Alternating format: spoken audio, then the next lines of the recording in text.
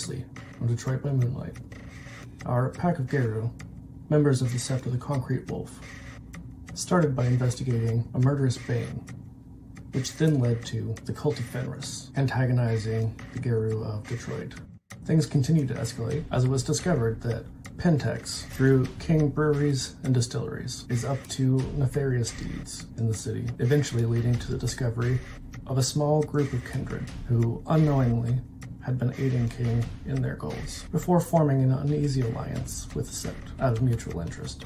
Upon further investigation, our pack discovered that Pentex, through King and other affiliates, has been experimenting on Farah, the other changing breeds, twisting them to their own nefarious ends.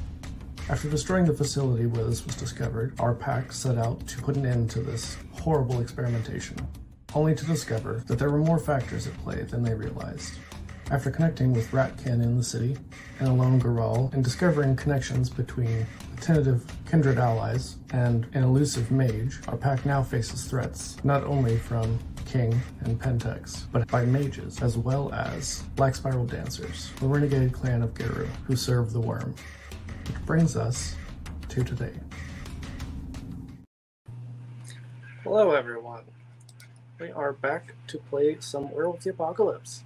Got some returning faces and some new faces as well. Before we get started, I just want to remind everyone, Werewolf the Apocalypse is technically a horror game, even though we've got a bunch of silly little guys in our group, but it can at times be a little bit upsetting or triggering. So if that is the case for our players, we have safety tools in place. If that is the case for those of you at home watching this, either live or later, feel free to step away and come back to it later. Or if this just isn't your cup of tea, that's okay. We'll catch you for the next one. And the other thing before we get going, we are raising money for the Trans Empowerment Project all through June. We are almost at our second goal, which is $2,000, which is amazing because we are a week into Pride, which is mind-blowing that we've already raised that much. So throughout this live, you are able to donate. I'm trying to keep track of the Tiltify. The link should be in there, but just in case, let me make sure to do that. Yeah, so if you donate to that, you are able to influence the game in various different ways. But before we get started, why don't we go around and introduce our players? Woody, do you want to do the honors to start us off? Hi, I've been here forever. I'm Woody. I use they, them pronouns. I'm returning with Riff, who is the Italian guy who has some trauma now, and he is here to maybe and successfully lead the pack, but we don't know yet. Yes, Riff uses he, him pronouns. I use they, them pronouns. I'm very, very excited to play some more Werewolf. I'm so excited. Every chapter, Riff Raff just gets a little bit more emo, and it's great. He's in this like full-blown emo stage right now. And yet I was the one who went in the full black goth lace attire when we went to those vampires. I mean, that's because Woody wasn't there for that. I had to take up the slack. Yeah. On that note, Hippie, do you want to introduce yourself and who you're playing? Absolutely. I am playing William Barnlesby, esteemed hunter, conservationist, man's man, if that's even still a thing in this day and age. And I will be the resident tank and smiling face. You say resident tank. I think you're mostly tanks at this point. And speaking of, Elliot, do you want to introduce yourself and who you're playing? Yeah, I'm Elliot, also known as Xiao Zhou. I'm going to be playing Fawning, who is new to the pack, new-ish to the pack and everything, and is here to take names, eat food, and probably rip people open or something like that. Really just depends on the vibe, yeah. Amazing. All right, so I'm actually going to leave this up to y'all. Where would you be starting out as we pick back up? It has been several months since we last saw our pack. As we talked about in the recap, there's been a lot of interesting things that have been going down. But where would Riff Raff and William and Fawning be? I feel like the past few months, Riffraff has been a lot more elusive. Like, kind of like not being the best pack leader. Like, he's been kind of difficult to reach. And even at like his own little like private church sanctuary, it's like kind of in disrepair. He hasn't really been there much. It's hard to track him down and like pin him down and find him. Like, basically at this point, Silverteeth has to like pin him and whenever she sees him, because he's been very difficult to come by. Yeah, that's all I'll reveal for now. Okay. Well, Are we at intervention stage yet with Riffraff? I don't know, possibly in this chapter, but he's been very elusive. I think when he met Funning, it was probably a situation where Riffraff was like, "Hi, I'm Riffraff. Okay, nice meeting you. Bye." And like, you basically have barely seen him since. So it's been a rough introduction so far with him. I guess I can go next. William is trying to keep his wits about him and stay as sharp as ever. That last encounter had him not frazzled, but more than a little fatigued. The mage, or are you being chased by however many? It was a lot of werewolves through the Umbra. Little column A, little column B. The werewolf was definitely a lot more than the mage. The Sure. mage is just card tricks. It doesn't matter. But William is trying to keep himself sharp, so he's been trying to do his own little hunts, probably, as we've talked about earlier, maybe having funning. Is that how it's pronounced? Yeah, very straightforward. Just funning. Yep. Funning, okay. I'm sorry if I mispronounce it. It's okay. We've been going to some ranges, keeping ourselves wits, and William's discovered this unique thing called Cards Against Humanity. And he's been using it as the basis of his hunts. Oh my god. Literally Okay, I'm drawing terrified, cards but and it's- trying to find the thing that's on them. And recently he succeeded. He found a clown that was expressing himself with confetti. Though expressing is not the word used on the card. But after a week of looking, he found it. And he's very Amazing. proud of himself for that. Detroit's kind of a big city. I feel like you could find most like Cards Against Humanity cards in Detroit. You know, Probably That's like a windmill full of corpses or some shit like that. maybe that's outside mean my room? Detroit. Yeah, that's, Yeah. that's probably there's a mini golf course and it's like zombie themed. Yeah. Yeah. So Elliot, what about funning? Yeah, I think that. So Fawning definitely has been trying to get to know other people in the pack a little bit more. He's aware of the fact that he's new to this area, new to this group of people. But I think that is also getting kind of tempered by the fact that with every day that passes, Fawning gets a little bit more like, all right, when do we start? When do we go and do the thing we're supposed to? When do I get to beat somebody up? So every day we get a little bit closer to that. A personage of action. I like it. I mean, the fact that you're both Black Furies and Aroons, I think there's a lot of overlap, but a lot of differences as well, which is one of the fun things.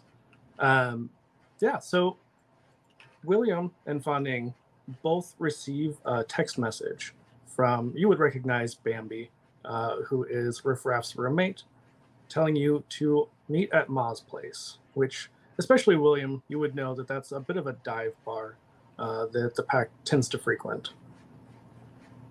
All right. We don't have a vehicle from last time, so I guess I'll try and go get Riffraff to see if we can borrow their car. Or are you saying that back to Bambi, or is that just you kind of processing? Yeah, I'll say that.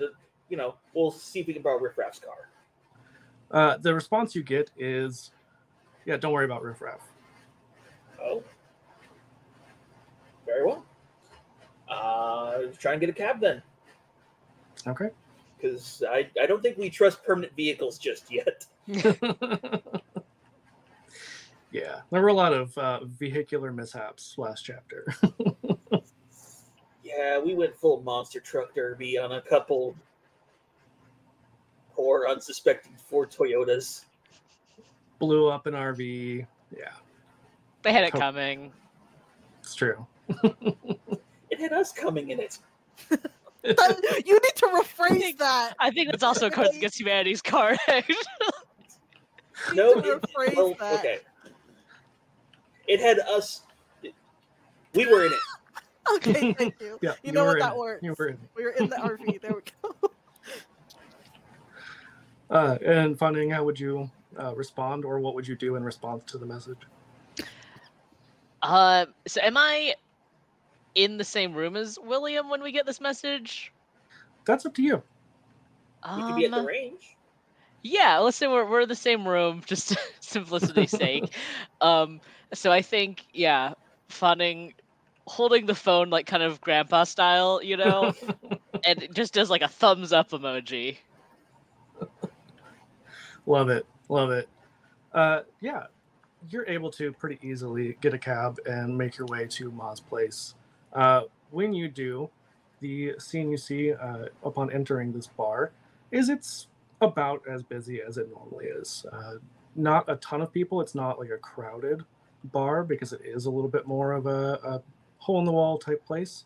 But you see Ma Tae-young, who is behind the bar, who is taking people's orders. And you see kind of in the corner, like the back corner, that Bambi, who stands out in almost every room she's in, has Riff Raff in a headlock, holding him into the seat. He is like going like full like trying to escape her grip and like very much like alligator thrashing, spinning, trying to get out of her grip. Can I roll to try to get out? Sure. Get me out of here. What would I roll? Would it be strength athletics? Strength and athletics, yeah. Yay! First roll. Yeah, and you're making a great choice here because Bambi's pretty strong. Yeah, Bambi's. I'm pretty sure I'm gonna fail this, but it's happened almost every time so far. I have 3 successes. Okay, shockingly, you are able to make your way out of the headlock. You must have just caught her on like a really weird day. Yeah. Maybe she felt sorry for you. I do like a new technique and I like spin in a way where I like kind of like wiggle my way out her grip. The way he does Beyblade. Yeah, the way that he kind of gets out of her grip though, and like I would say that the way that they're like most people are used to Bambi and Riff Raff wrestling and playing, but this I kind of feel like the vibe of this one is a lot more annoyed, as if Bambi is just trying to keep him in the bar, and Riff Raff is definitely more like frustrated after he gets out. He's kind of brushing himself off and like says something a little snappy to her. She's just like, dude, chill. Okay, you don't have to. You don't have to put me in the headlock. You weren't gonna stay otherwise. I am staying. Look, I'm here, and I'm fine. And then he like sits down, kind of like huffs, crosses his arms, annoyed, kind of glances around a little bit, paranoid, and then like stares at his drink. Bit early for tequila, isn't it? I was gonna say, what would Riff Raff be drinking? Oh, how strong we want to go, boys. Day drinking. He's day drinking, so I don't know drinks. White Claws, just White Claws. I honestly don't know drinks very well, other than like the cute little like cocktails. So he's probably drinking just like a beer or something. Why don't you roll for it? Just roll me a single D10. Okay, you decide. I got a 6. Okay, yeah, I think you'd probably be going a little bit like not straight shots or anything, but maybe like a mixed drink. Yeah, it's a little strong. He's kind of just like sipping at it, but he's like, when he holds it, he kind of like taps the sides of it a little anxiously, kind of glancing around suspiciously at people. Yeah, and go ahead. Fawning just comes over and like sits down, just like started fighting without me. Not really. No, I did not want to, but yeah, later maybe. Really fight. Oh, yes. Okay. I don't know. Later, I don't know. You've been especially spicy lately, Riff Raff. Is anything the matter? No. The dead silence. The dead silence. We'll give you time. And I'll take a seat as well. Bambi just looks over you, is like, all right, Riffraff, use your words. What am I to say? There's something going on. There's nothing going on. We are having a meeting. What is the meeting that is so important? You have to gather all of us. What is it? No, it's more of like an intervention. He kind of like looks around at everyone and is like, huh? And as you're looking around, you see from the bathroom a familiar-looking woman comes out, and it's your friend Bear, the werebear, who is very like flustered. And as she comes over, you're all like in a booth, and she pulls a chair over to the end of it and is like, I don't know how you all do this. It's the weirdest bathroom I've ever been in, which most of you, or probably all of you, have been here before. It's a very normal bathroom, but she lived like her entire life out in the woods, so it's very disorienting. The graffiti changes each time. It's kind of fun. Yes. It does. I don't understand it. It's reading materials. Yeah, there were several that said for a good time call, but I don't know who I'm calling. Don't call. Maybe it's best you don't. I had to learn that the hard way. I think Fawning also has. Fawning has called those people for like a fight, and it's just not happened. Yeah, that's his version of a good time. So yeah, so worst sequel to Fight Club ever. Fawning always talks about Fight Club. Yeah. So Bambi's just like, okay, come on, like, you've been weird ever since the thing with, the road trip. No, I'm not weird. I'm not weird. I've just been, busy doing other things. I just been, doing lots of volunteer work with the church and things like that. It's fine, and I've not been weird. You never come home. We're literally roommates, and I haven't seen you. Do I have to? I mean, sometimes I just stay at someone else's house, things like that. You have a home. Why are you avoiding us? I'm not trying to avoid you. I'm just busy. So busy. I'm gonna have you give me a manipulation. Yeah, give me a charisma manipulation. Where's my charisma? It's okay. Yeah. It's not horrible. It's all right, I guess. You're all very good social skills people. Oh shit! I got 2 10s. Ooh. Oh damn! And 6. All right, so that is for those of you who may not be familiar, in World of Darkness, 2 10s is a crit, so that doubles. That makes that 4, and the 6 is a success as well, so it's 5 successes. Yeah, I think Bambi. I think it's less if he's a good liar and more of like he's stonewalling them so hard right now. Yeah, I was gonna say, like, I think she knows that you're lying, but just can't get you to be honest about it. Mm-hmm. And so I think she's just like, okay, well, if you're gonna keep being like this, I mean, you're the pack leader, so get your shit together, man. Riffraff kind of guiltily looks down at his drink and sort of just taps the glass. He doesn't really say much. And what about the rest of you? Now that you're here, are you getting a drink, or are you just watching the show? Well, I wouldn't mind getting a nightcap for now. Nothing serious. Yeah, Fawning will get the cheap bad beer that's just on tap, whatever's just easiest to get. But I think that he does kind of lean across the table towards Riffraff, and Fawning is a big individual. He's 6'3", a beefy person, and it's just bus. I know this is my first pack, but not really what I was expecting when I signed up to join. Also, When I love the joined, mental- yeah, oh, Sorry. when I joined, you had stories of fighting and killing and doing what needs to be done. And I've been here for months now and just kind of preparing for a fight that doesn't seem to ever come up. What's going on? Well, the moment of love, not that bad, but I will admit, we did sort of end off our last escapade unfulfilled. I do love the mental image that, like, Riffraff is kind of a scrawny little guy.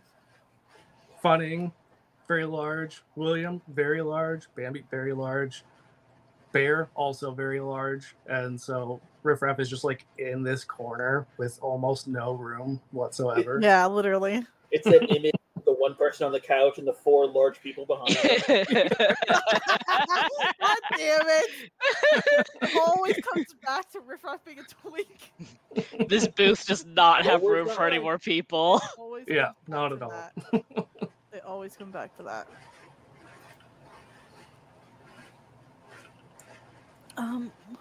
What was the name of the Gayroo that we talked to before, who like came to the Sept last chapter and were like, or the chapter before that, the guys who came to the Sept and were like, be like, you need to help us kill the other humans. I forget what they were named. Oh, like back in chapter 1? No, yeah, kinda, yeah. The Cult of Fenris? Yeah, okay. I was trying to remember it. Yeah, that was chapter 1. Yeah, That was okay, sorry. Was a while Elliot ago. talking to Riffraff? Sorry, my internet kind of cut in and out. Sorry. Oh, yeah. Sorry, was fainting. He kind of like leans back in his chair a little bit, and he's a little like spicy, and he goes, "I don't know, we're not the cult of Fenris. If you want to go killing things, perhaps you should just go ask them." I'm here now, though. If I wanted to go join them, I would just go join them. I don't want to join them. Also, Riffraff, they're just werewolf Nazis, literally.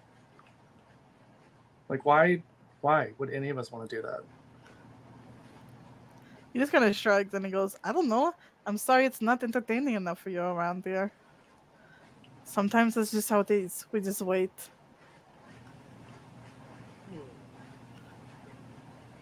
Now I'm beginning to believe something is the matter.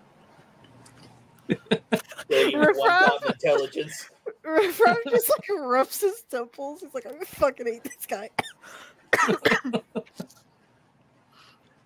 And it was mentioned to get some drinks, and the bartender comes over, and she just says, "Hey, we do have a bit of a special right now. There's this new drink. I guess it's for the month of June.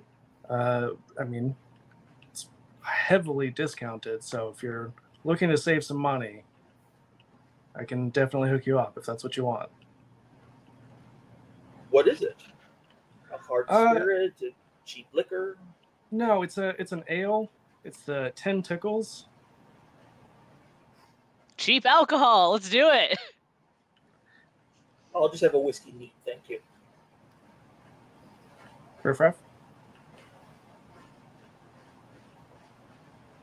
Oh, Woody might be having some connection issues again. Riffraff just kind of like gestures to his like still pretty full drink quietly as if to say that he's good.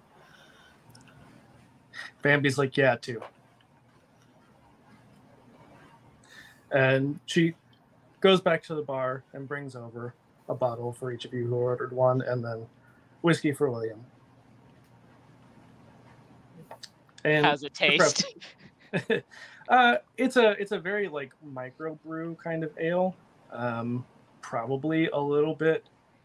I'm gonna keep it kind of on the nose. It's a little bit fruity because it is specifically yeah. it is specifically a Pride beer.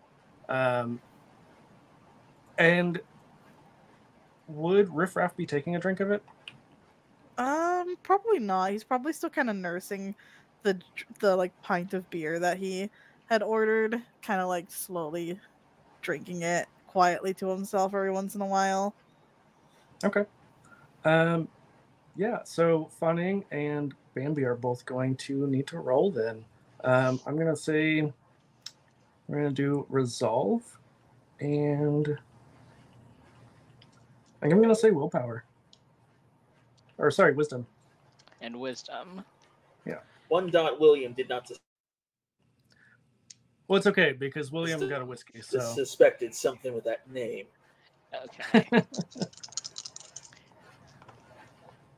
Okay, they got extra. I rolled 2 10s and an 8.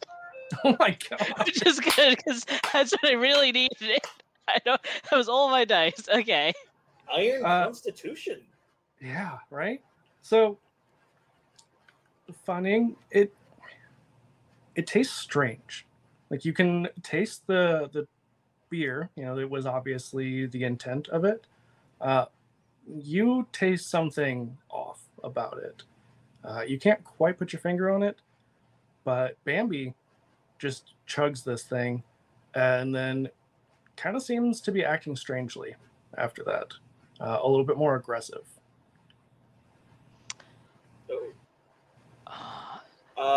Define aggressive. Like, instead of being fairly patient with Riffraff, she starts just snapping back at him and being a little bit pushy. Okay.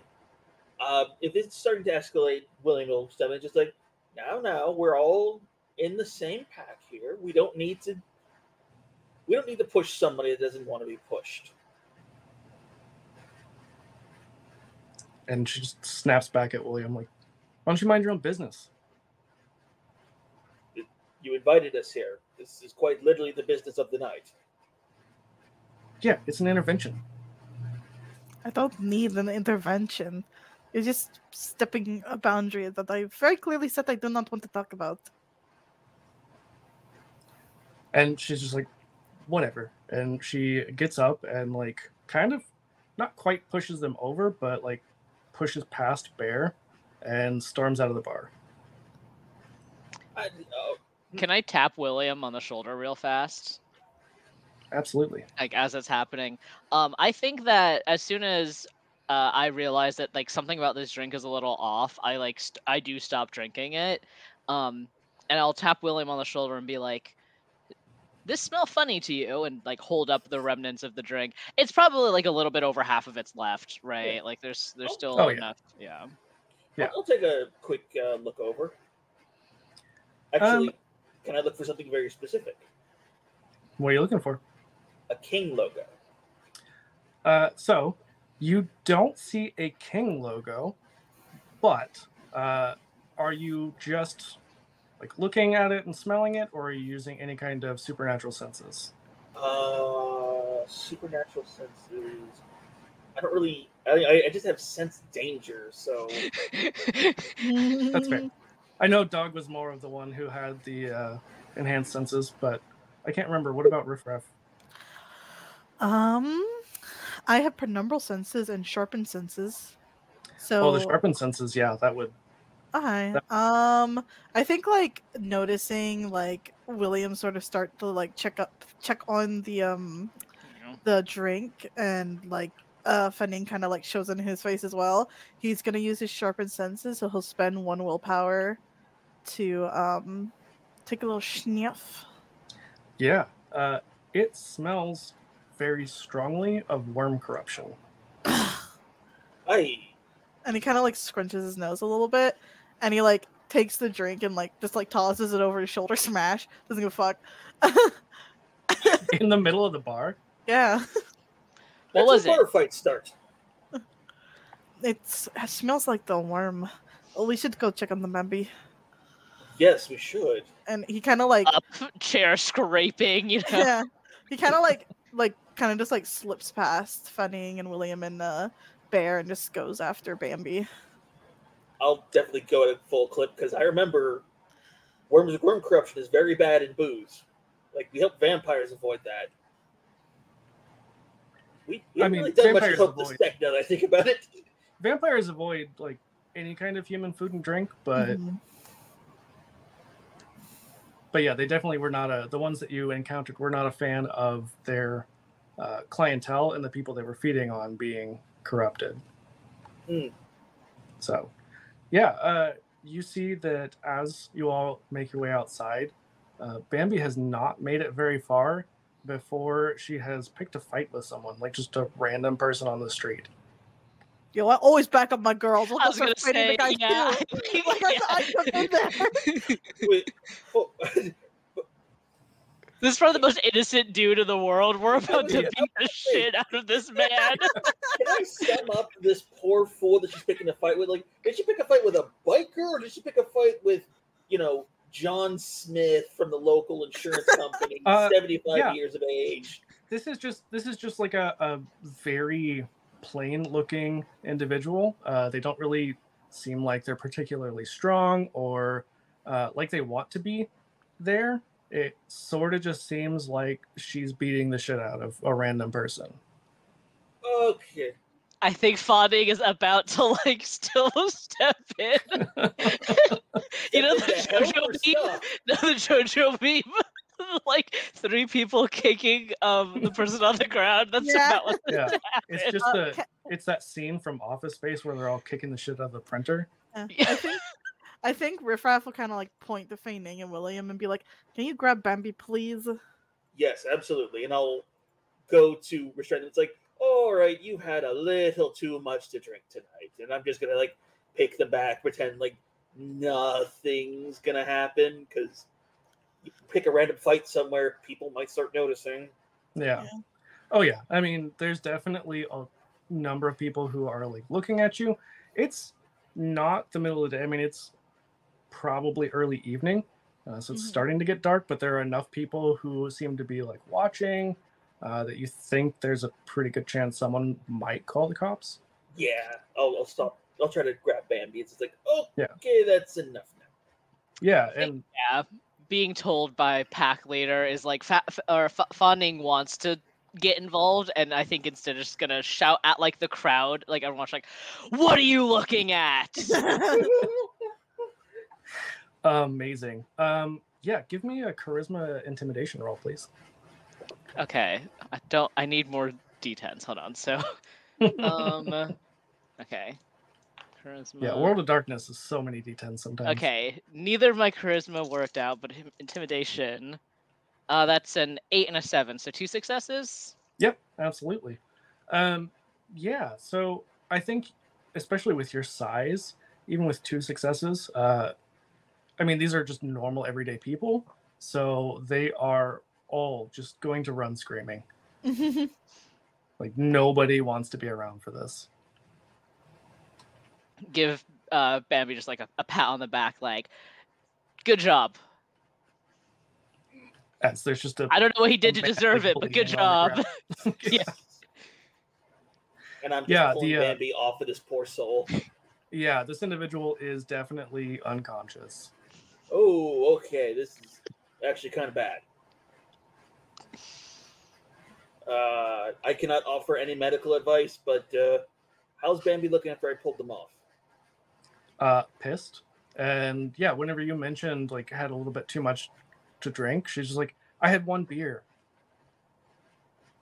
You had a beer that was corrupted with worm spirit. What the fuck are you talking about?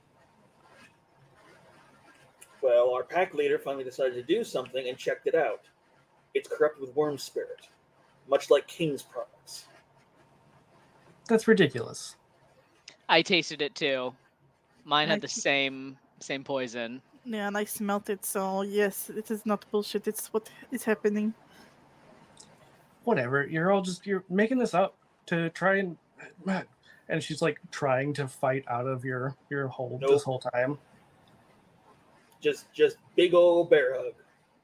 And it definitely seems like she is not in her right mind. Not that she's, someone else necessarily, but she's being influenced pretty heavily. All right. Someone get a car. We're bringing them back to the sect. I'll get Bambi's car. Can I steal her keys off her? Yeah, I mean, she's being restrained, so I don't think it'd be that hard to do. Yeah, I just grab her keys off her, and you're letting the Geiru who does not know how to drive, so... You're the one who owns the car. Oh, I do? Yeah. Oh, I forgot about that.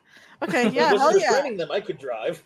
No, 'Cause I'm It was John's car before he blew himself up. Oh yeah, okay. Now I remember.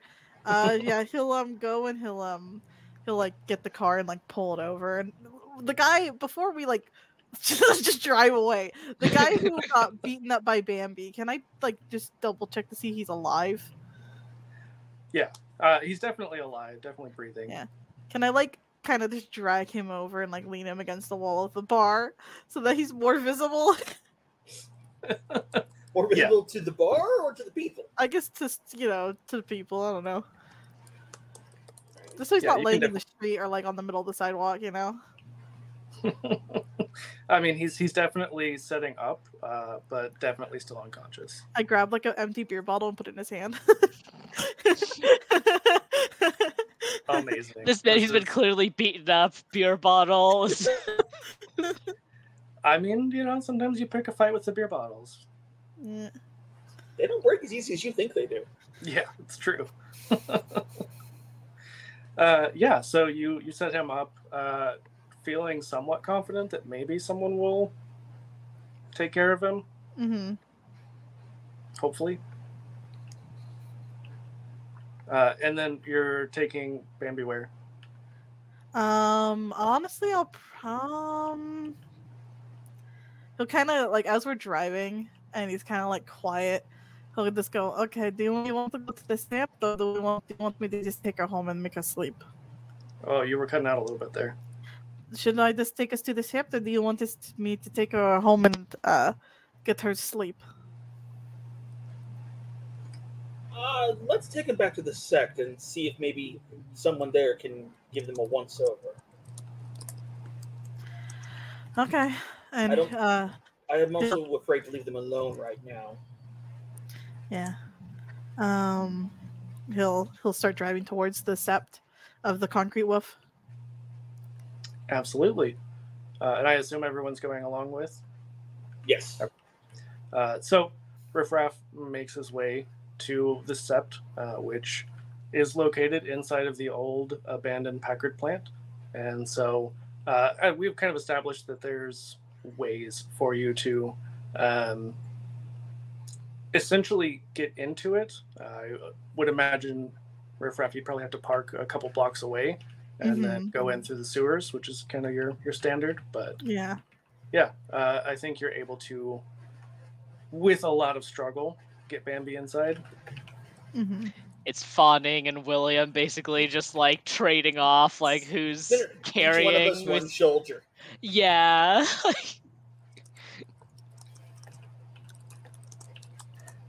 Yeah, so when you get her inside, what are you doing, Riffraff? What's the plan here?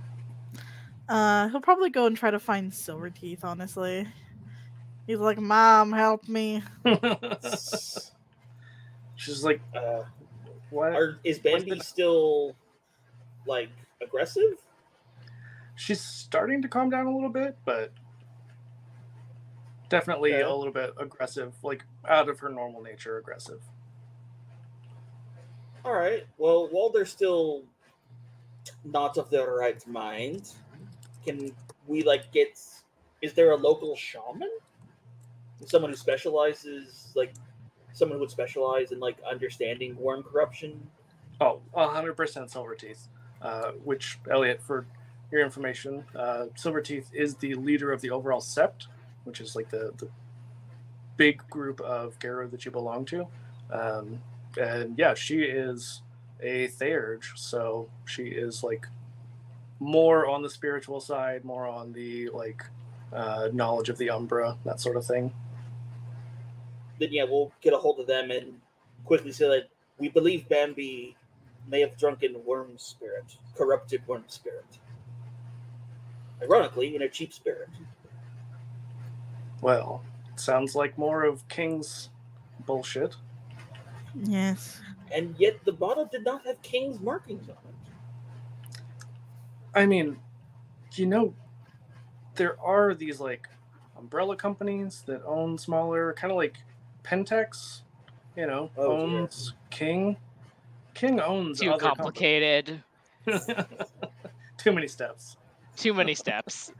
I'm internalizing this as there's just more to it than just stop drinking King. Yeah.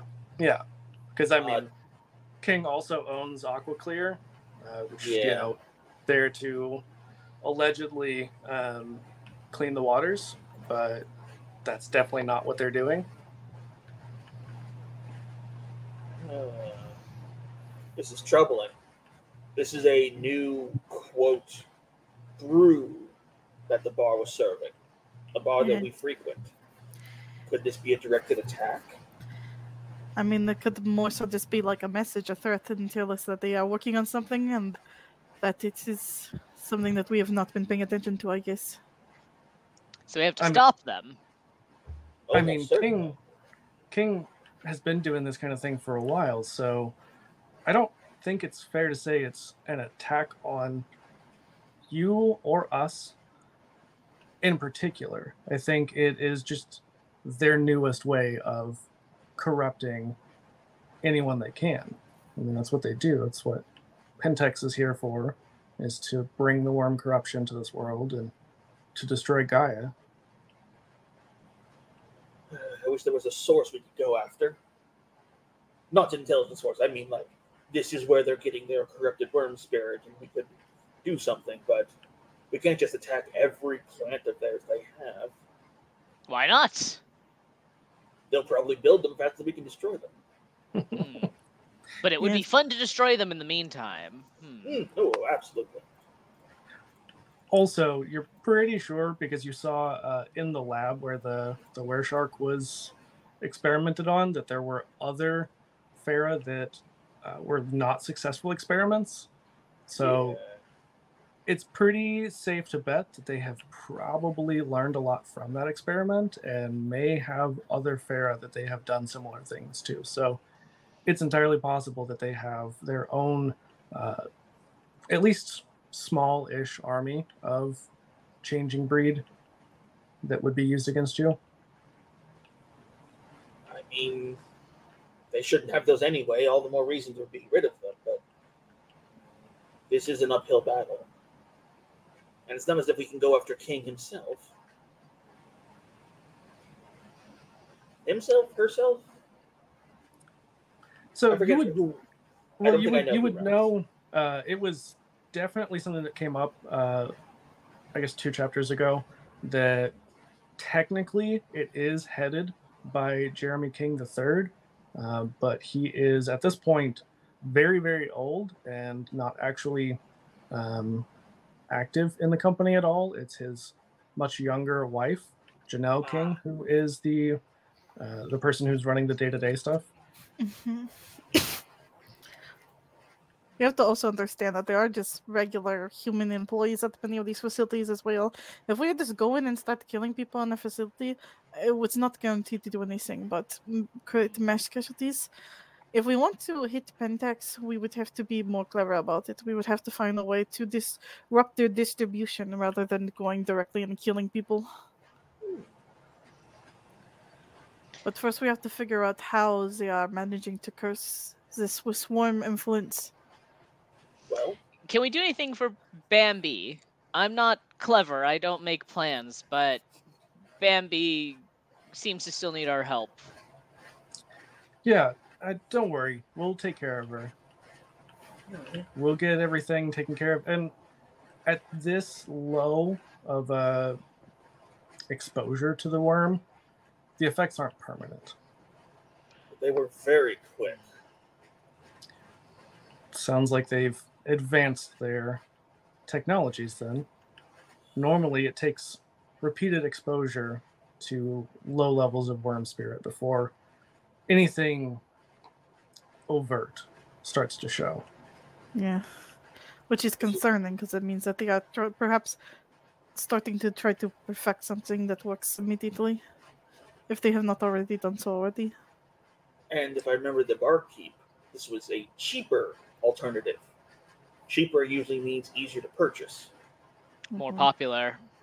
Also, being that this is taking place in June as well, and that this beer was labeled specifically as being for Pride, you can imagine that this was something that was intentionally done to try to target certain areas. Mm, Mm-hmm. Well, all the more insidious. I suppose that we'll have to figure out exactly what is going on. I mean, we could try to go back go to a bar and see if we can't get a sample of it, and maybe ask questions and see if we can't figure out what is the procedure process for it. Well, see where they're ordering it from. The who and the whys. And Yes. maybe we can have our cyber division do some research. Yeah. Get some brains on this. Good old Dungeon Raider. Yeah, so where would you all go to investigate this? Dungeon Raider first, I think, since we're here in the SAG. Okay. Yeah. I mean, he's definitely, I would say, maybe in between gaming sessions, just taking a little bit of a break, Mhm. but still in more of the Glasswalker area that they have established. So it's like a little cyber cafe inside of this abandoned plant. The think tank. Yeah, and because the last couple of chapters there have been advancements, there are a lot more plants and things, a lot more you see like very subtly placed solar panels, different things to make this more sustainable. Yeah. Keep it off the grid, especially, which helps you all to be less detectable. Yeah. There's probably a big heat signature on us. They'll probably bust us for growing weed at some point. I think that they figured out a way around that, probably. Right. But yeah, we need to talk to Dungeon Raider and see if they can look up this 10 Tickles. Yeah. So they're just like, oh, what is it this time? Corrupted worm spirit in a pride-seeking brew. Yes. We were at the what was the bar called? Ma's place. We were at the Ma's place, and there was this drink that was given to us for Pride. I don't think Ma herself realized that it was anything nefarious, but seems like Pentex and King Breweries has been trying to give worm corruption to people using the the drink, as well as targeting obviously specific communities, which is great. So we were thinking maybe you could look into what exactly is what the production is for this, and find more information about this new drink that has been distributed in the city. Yeah. Find who we can punch, can punch to stop this. Well, I mean, a lot of times you can't just punch things to solve it, but I'll do my best. Punch the computer. Haven't punched hard enough if you think you can't do that. And looking at, like, he is significantly smaller than you and not very muscular. And he does not take very long before he pulls up the Ten Tickles website, and it does not take long after that before he is able to see that it is linked definitely through some shell corporations, but it is linked to King. Is whoever's making it now, are they local? There is a local distribution center that, I mean, King has one of their HQs here that has been attacked by the pack before, somewhat successfully, sort of. And then there was obviously the Aquaclear plant that you blew up. Yep.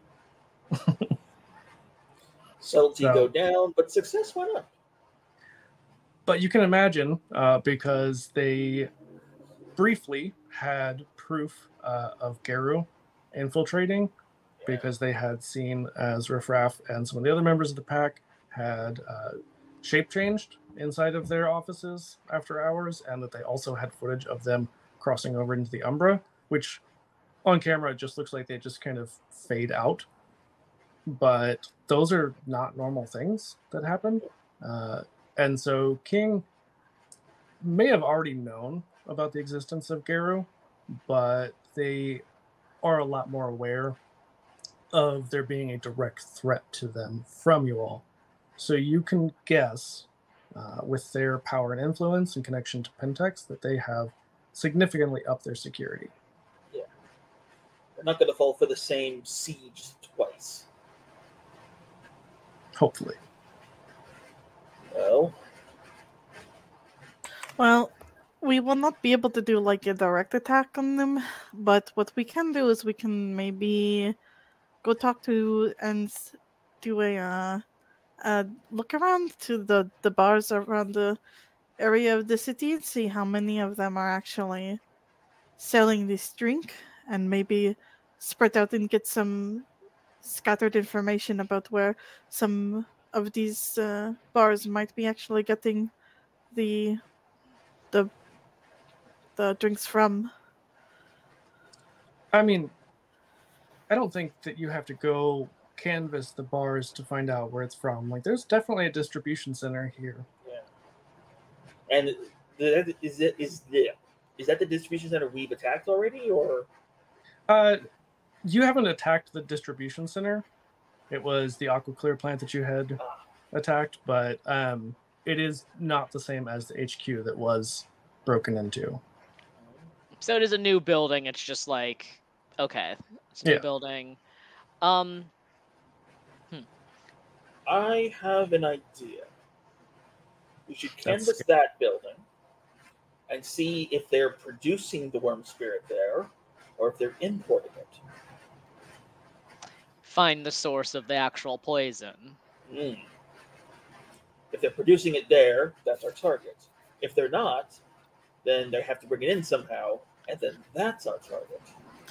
Yes. It'll be suspect if we attack the buildings, but if they're transporting it via a large convoy or truck, well, sometimes they get flats, sometimes they spring leaks. I agree. I mean, I think it would be, considering the heat that we already have from the Pentex and King distilleries, I think a full-on attack on their distribution centers would be stupid, so it would be a lot better to do more subtle attacks on their distribution. Should we do anything now to try to stop people from drinking this? We don't know how many people already have, or how many bars have this alcohol. I could talk to why can't I remember Rai's character? Amara? Oh, Amira. Amira, yes. I could talk to Amira. She can write a very good news article about it, maybe saying that people are getting sick from it or something. Well, that is true. They are getting sick from it. Yes. So that way people will be less likely to buy it. I wonder, does King have a good history with the Pride community? That's a tough question. Because it's a corporation, you know. Yeah. They'll change their flag on Twitter. Yeah. Yeah, they're full on rainbow capitalism. Like, they change their logo every June, and then change it back at the end of June. Sometimes I'm wondering if maybe we could do a smear campaign. Link the brew to King. Capitalism bad? They're not really your ally? I mean, I think people who already know that are probably not drinking it in the first place. Yes, I think most people are more likely to react to it if we are saying that it is making people sick. It's a faster, more immediate concern. Yeah. And it could also, by the pride aspect of it, if you were to target that, there's always that risk of like the Christian nationalists and that sort of people then embracing that more and drinking it. So, Yes. you know, that could only make people like that worse who want to hurt those kinds of communities. So, Yes. I think If only- overall, most people will react to it. I don't want to get poisoned. Yes. Yeah. Absolutely. If only there was a way we could raise the price of it somehow.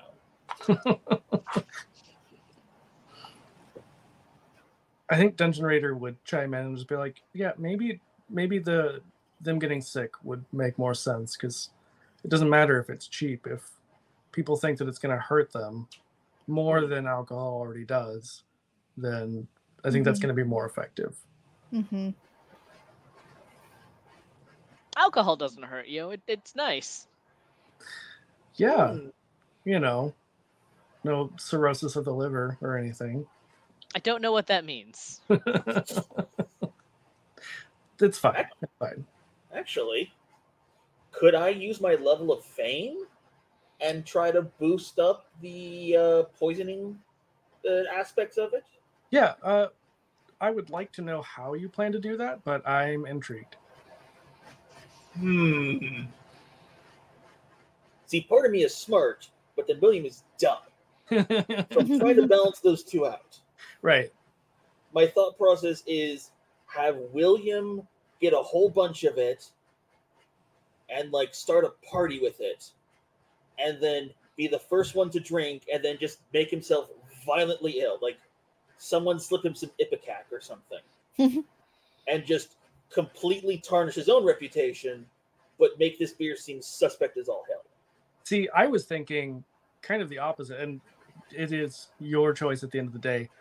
Because of kind of William's persona that he has, my first thought was to do like the opposite of the Kid Rock. Like you're still gonna, you know, go out and like shoot the beer, right? But instead of being like, oh well, this is, you know, because we don't like the gays, it's like we're shooting this beer because it's hurting people. That sounds way better and less vomiting. Just because it incorporates that you know, hunter side of William, I thought that it made sense. Less vomity. Woo! More guns. More guns. Amazing. If news article plus William doing that and posting that on his socials, he's got people to do that for him. Yeah. It's like a TikTok. Yeah, exactly. I will have William give me a charisma and performance roll. Oh, charisma was the one thing I was going to boost too. Charisma performance. That is 2 dice. Yikes. If you can argue for a skill that you have more in, now's the time. I have a thing, and I think this is my Black Fury. I have a thing that says I can add a die to a pool used to oppose or circumvent someone or something in position of power. Like I can give a die to someone. Absolutely. Can this count? Being a Black Fury, I think, William, you'd be able to. I would let you use that for yourself here as well. And let's see, how many points do you have in Beautiful? 2? Yeah, you know what? I think if you wanted to, even though Fan Ning is not as famous as you, he is very pretty. So that kind of combination of like your fame, his beauty, and being kind of interested in similar things, these two very like strong looking people coming out against this and, you know, like shooting at the case of beer or whatever, I think that would make a lot of sense. And I would give you 4 die because Fan Ning has 2 dots in Beautiful, and then each of you has a dot or a die from your Black Fury ability. Okay. I was going to ask if maybe I could do Charisma Leadership. Ooh, yes. Because I'm trying to like inspire people to follow us with this. Absolutely. Yeah, do that and then still add the 4 die. So that would be 8 dice total. That's significantly better than 2. Okay.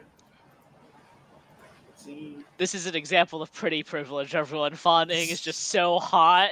Like he shows up in the background of the video. just stands like 2 feet shirtless too. We'll take the shirt off. We'll do the full. Course. Yeah. I got 110 on my rage die, and I got 6 successes. Damn.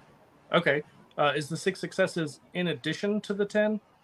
That includes the 10. I got Okay. a 9, a 2, a 9, an 8, a 7, a 1, a 10, a 9. Okay. Yeah. So with 6 successes, this goes not quite viral, but it goes like almost viral on TikTok, especially. We're on Twitter. We got the Twitter tag that's like 5th down. Yeah, exactly. Yeah, you're trending, but like at the bottom of the trending list. Yeah. And it definitely hurts the sales quite a bit, but it doesn't get it out of the bars. No. But at least we might be influencing people to not purchase it. Yeah. I mean, there are, we'll fast forward a little bit. So after probably a week or so, you see on the news that like William's clip with Funding in the background definitely gets played fairly frequently, talking about like, you know, we found that this beer does make people sick. Not that they probably actually investigated it. They're just, you know, taking your word for it. And they talk about how it has really hurt the sales.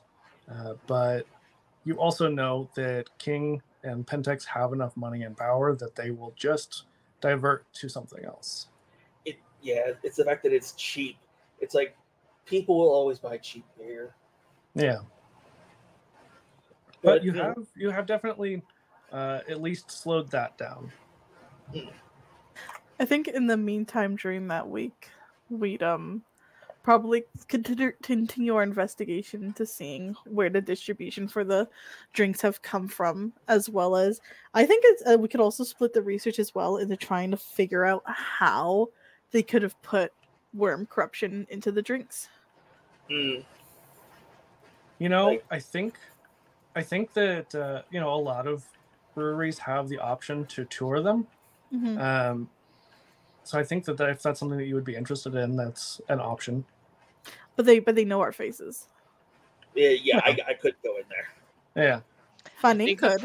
I think the problem is Funding could. Funding is not intelligent. So you guys have to be really specific about what you want him to look out for here. Yeah. It's very easy. You just carry a video camera with you and you just record. Oh, I'm like vlog. You guys are like, hey, pretend you're vlogging. Yeah. A lot of times those places don't let you do that kind of stuff. That's true. Can we do like a secret camera? They do make glasses cameras. Yeah. Would we be able to talk to? Funding wouldn't work either. They're in the video. True. He's in the background of the video now. That's Yeah. true. Oh, damn it. We could go in disguise, like really shitty disguises. We could be like people in trench coats. I mean, yeah, I think Funding could use it on disguise to get through. I mean, I have fame though. It is such a narcissistic thing to say.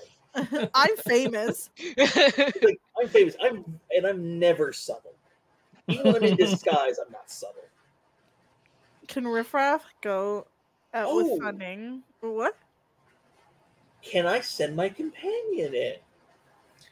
So, yes, but keep in mind that sometimes the communication's a little difficult there because it is still like an animalistic spirit. So it won't necessarily be able to tell you in the best, clearest words what's going on. Mm-hmm. But it was able to detect worm spirit the last time we were near it. I mean, you know that there's worm spirit going into the drinks. Oh, you're right. Mm-hmm. It's like trying to smell gasoline at a gas station. You gotta find it. Yes, the answer is yes. I think maybe we can focus on because we have the distribution center that we know for a fact is involved. I feel like Funding would probably just be like, yeah, let's investigate them. Do we want to I guess how risky do we want to be when we're investigating? Are we like keeping a 1 block radius around it? Are we trying to go in at night at all? Yeah. What Riffraff wants to do, he's like married to his ideas. He wants to get like disguises, go like undercover, and like he really likes the idea of doing a tour. He just doesn't want to be caught because they know our faces.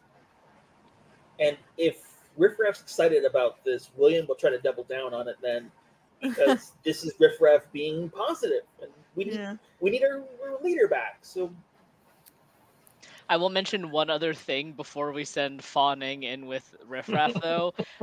Very distinctly, one of my flaws is that my shadow is a wolf when I'm in human form, and it's a human shadow when I'm in wolf form. Interesting. Yeah. I think Riffraff will like take Fawning thrifting, and we like get like crazy clothing that we'd never wear. I'm actually trying to think, could you go in as a furry? Well, actually, isn't Lupus is just a wolf, right? Yeah. So maybe like this is my emotional support wolf, like. I mean literally go in as in a furry costume. Oh, you meant like. I don't think they would let us go in if we were like. I think that's like a security risk. Yeah, I'm gonna have to easily agree take off the helmet and all that. Could I pass off Funning as Riffraff's service animal? I mean, but then they'd have a human shadow. But there's so many humans. Maybe we just. The human shadow blends in a lot more than a wolf shadow, I'd say. That is fair. Yeah. Like, just be like he's like a really like strange looking German Shepherd Husky mix or something. But he's so friendly. Like he's so friendly. He's great. He's my his task is my anxiety. Which is a real task. Absolutely. For service animals, so absolutely. A medical or anxiety dog. Yeah, and I mean we know because Dog did the same thing with William whenever the pack infiltrated the goth bar. So it is something that you all have done before. Yeah. Just have a spare, like, the vest that dogs wear.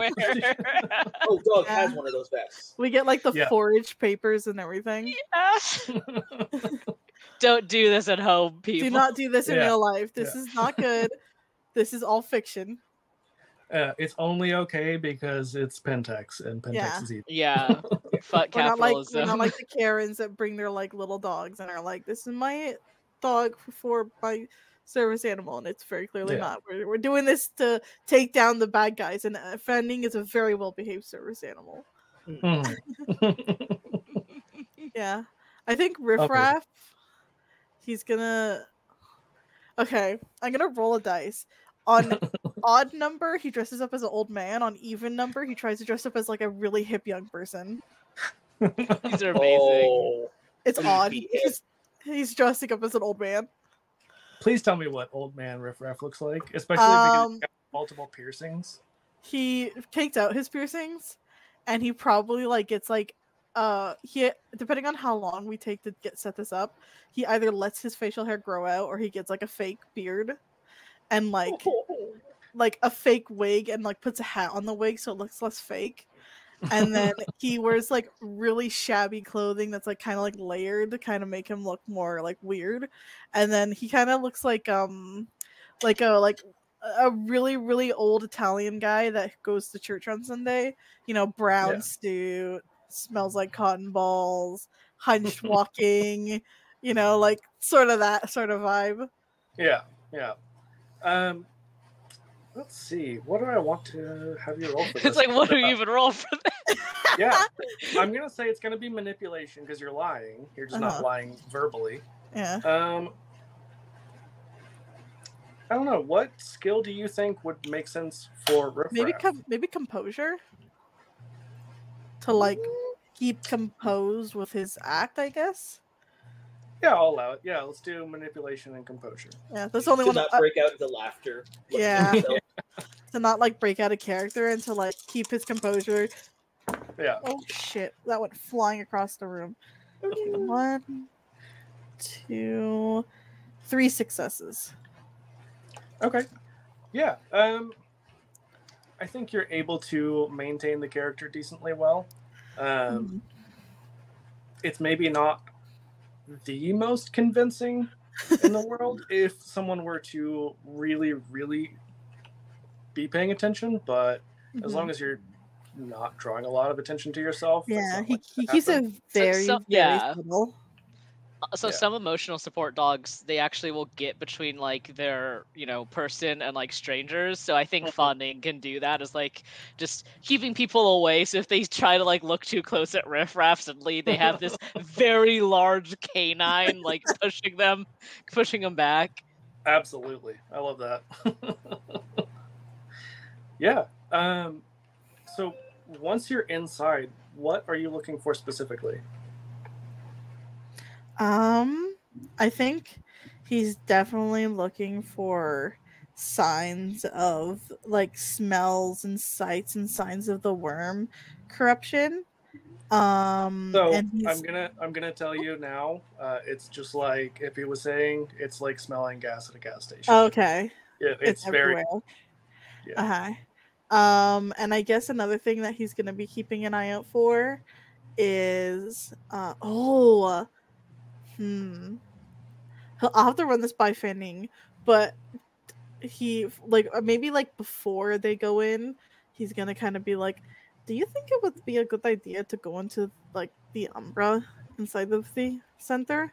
Like I could go take a bath. We can go to the bathroom for like a break or something, and then shift into the Umbra. Then we might be able to get a good idea of what spirits are around. I'm trying to think of what Fawning would say. I think Fawning just like basically does the equivalent of just like, well, actually, yeah, just he goes kind of gently grabs your shoulders. Like, probably has to lean down to look at you. It feels like you're shorter than him. Short king. And it's just like, I don't plan things. Tell me what to do and I will do it. Okay.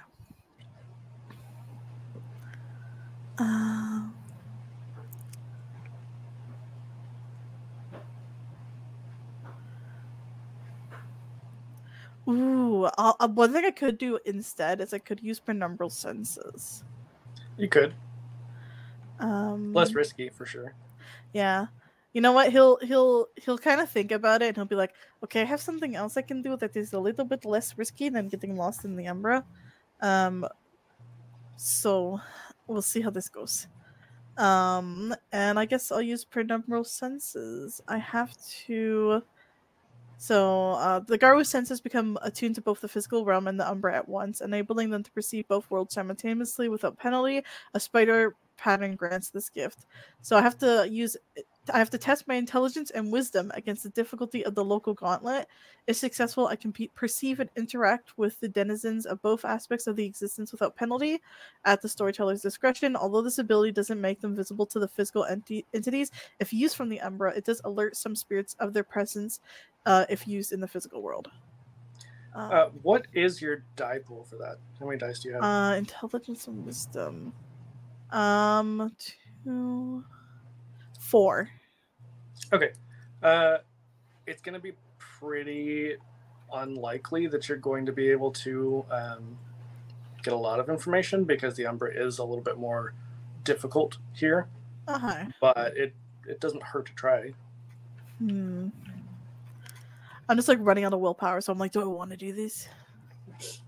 I mean, I'm blanking on what it's called now, but there is the ability you have where you can take, it's either a point of Hirano or Hoglosk.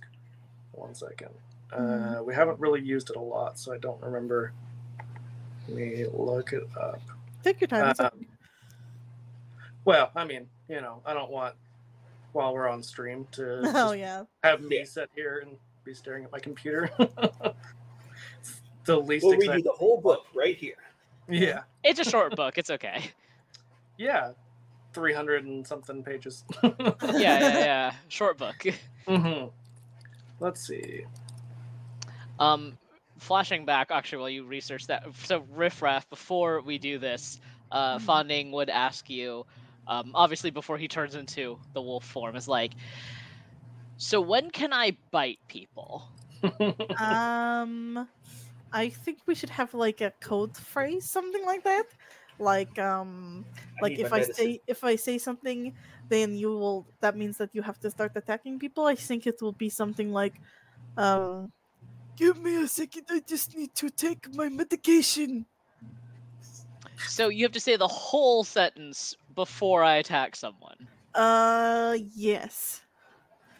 Can you say it again? I already forgot the sentence. I need to take my medication. Okay. So if you need to take your medication, I am your medication and I bite people. Yes, you are the medication, and you're going to bite people. Okay. The prescribed medication is violence. Okay. I like that. There we go. So that was perfect timing, actually. Yeah, so it's called Merciless Willpower, and you would take a point of Hoglosk, which is the basically state where a werewolf, if you were to max that out, where you have lost all compassion and mercy and you become fanatical. So, be careful, but you can take a point of that and restore all willpower. Sure. I mean, that makes sense for him anyways, so. He's going through it. It feels like he's going through it a little bit. How much willpower do I get? Just like the whole thing? Yeah. Oh, why did I do Yeah, this it restores earlier? all willpower. Yeah, I'll be evil. Let's go, guys. Evil. I mean, I will say Joy this because you attacks. will appreciate it. An example of Geru who have embraced the Hoglosk would be the Cult of Fenris. So, Yeah. Again, just a reminder, they're Nazi werewolves. Mm-hmm. So, maybe don't. Don't go full evil. Yeah. It's okay. I only have 2. I'm sure everything will be fine. What's the Harano then? That one is basically like giving up. That's whenever you just feel like there's no hope for Gaia whatsoever and you just quit.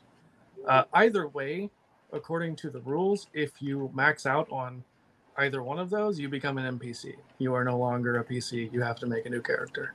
Okay. Yikes. So, what does adding points to Harano do? Does it do anything, or is it just negligent? Yeah, so that one is I can't remember when it came up, but I think it came up in one of my one-shots. That lets you fill your rage immediately. Oh. So, like, for example, if you had 0 rage, if you had lost the wolf, and you needed to shape change, you wouldn't be able to. If you had already like howled, already done whatever, lost all your rage, you could do that to immediately go into frenzy. Though that's the problem, is you fill your rage, so you begin attacking anything and everything nearby. I mean, honestly, he probably would have had another hog loss anyways, just starting out, because he's so incredibly depressed and pissed off. So what I'll do, just to make it fair, is I'll remove 1 willpower, because I did use 1 already this session. If I'm gonna go with him, just like kind of starting with it, and then I'll remove a second 1 to use the penumbral senses right now. Okay. Okay. All right. So I have to do intelligence and wisdom. I'll see how this goes. It's only 4 dice, but we'll see. I think it's worth a shot. I mean, yeah, might as well. Like, it really doesn't hurt anything if you don't succeed here. I got 1 success. Yeah. It seems like there is something. It's not quite the same as the like wards that were at the Aquaclear facility, but it's similar enough. Like, you don't think that it's a ward per se, but you're just having a hard time seeing into the Umbra. Virfav kind of like blinks and shakes his head while they're like in there, and kind of like pets fattening a little bit, kind of like almost to kind of like give him a sign that he's having a little bit of trouble with his penumbral senses. And he, in that case, what he's going to start focusing on as they're doing the tour is he wants to kind of he wants to see if there's any way for him to sort of break off from the group of the tour people, like an old man wandering off.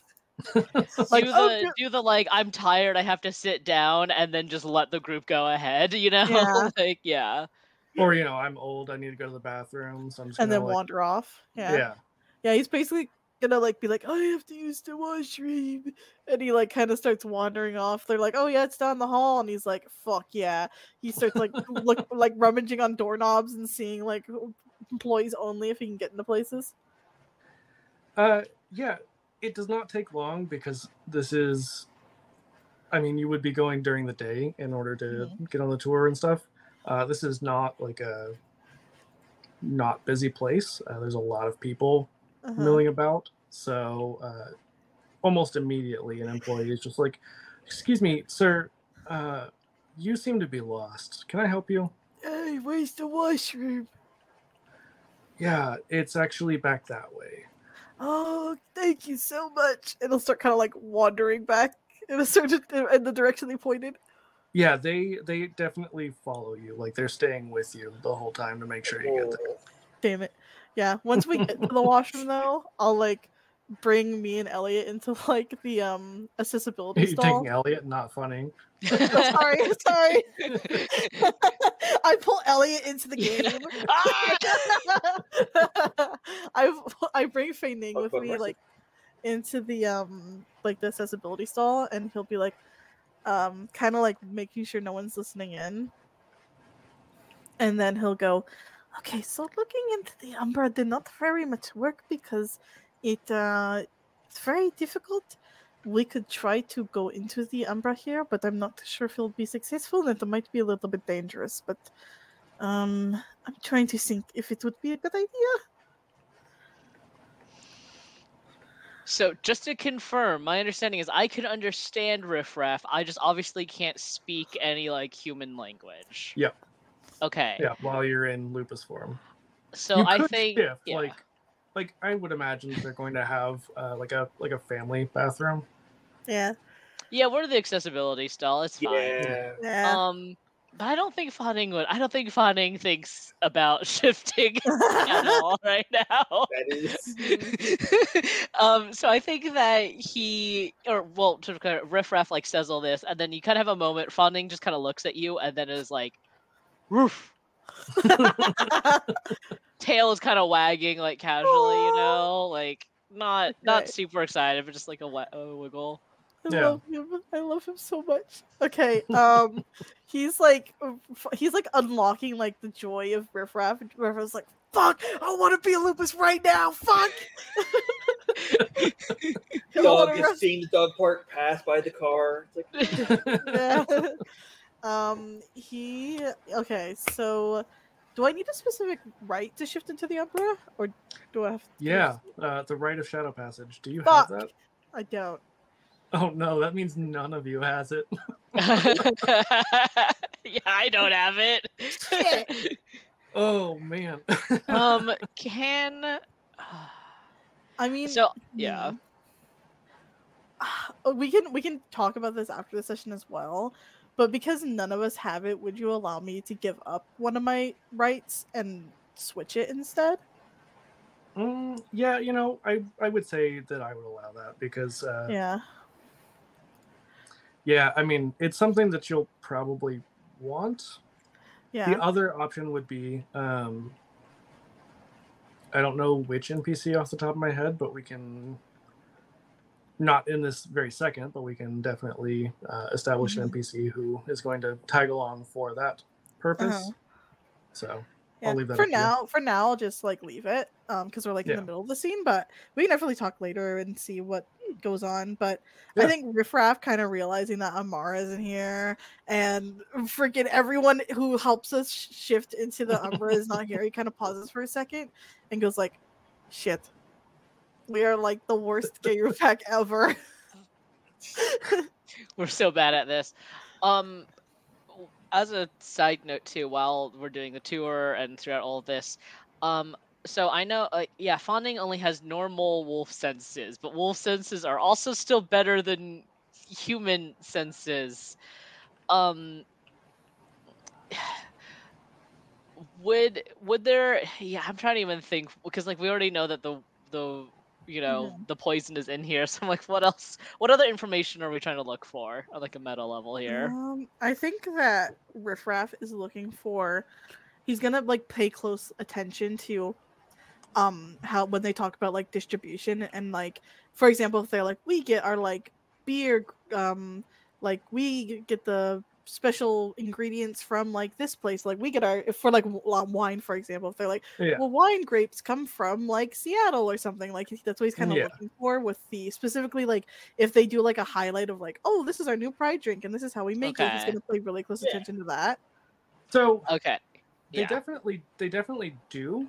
Mhm. But you know that it's not super likely that like the hops or barley or anything like that would be where they're infecting Mhm. in the process. It's more likely Mhm. like once it's brewed, Mhm. Hmm. or as probably more as part of the brewing process. Mm-hmm. In terms of like I guess I could also roll for this if you want me to.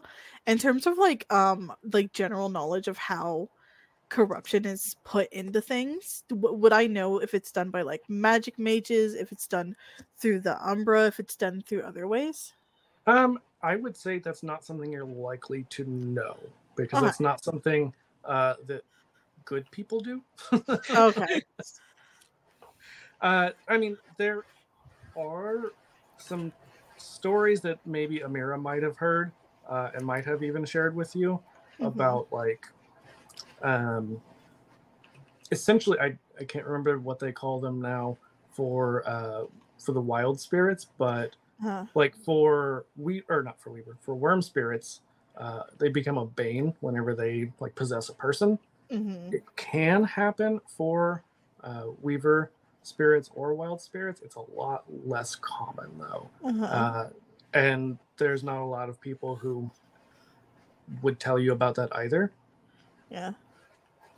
Okay, so as we're going through the tour, would it be possible for me to like kind of try to like keep an eye out with my senses that I have going for the scene?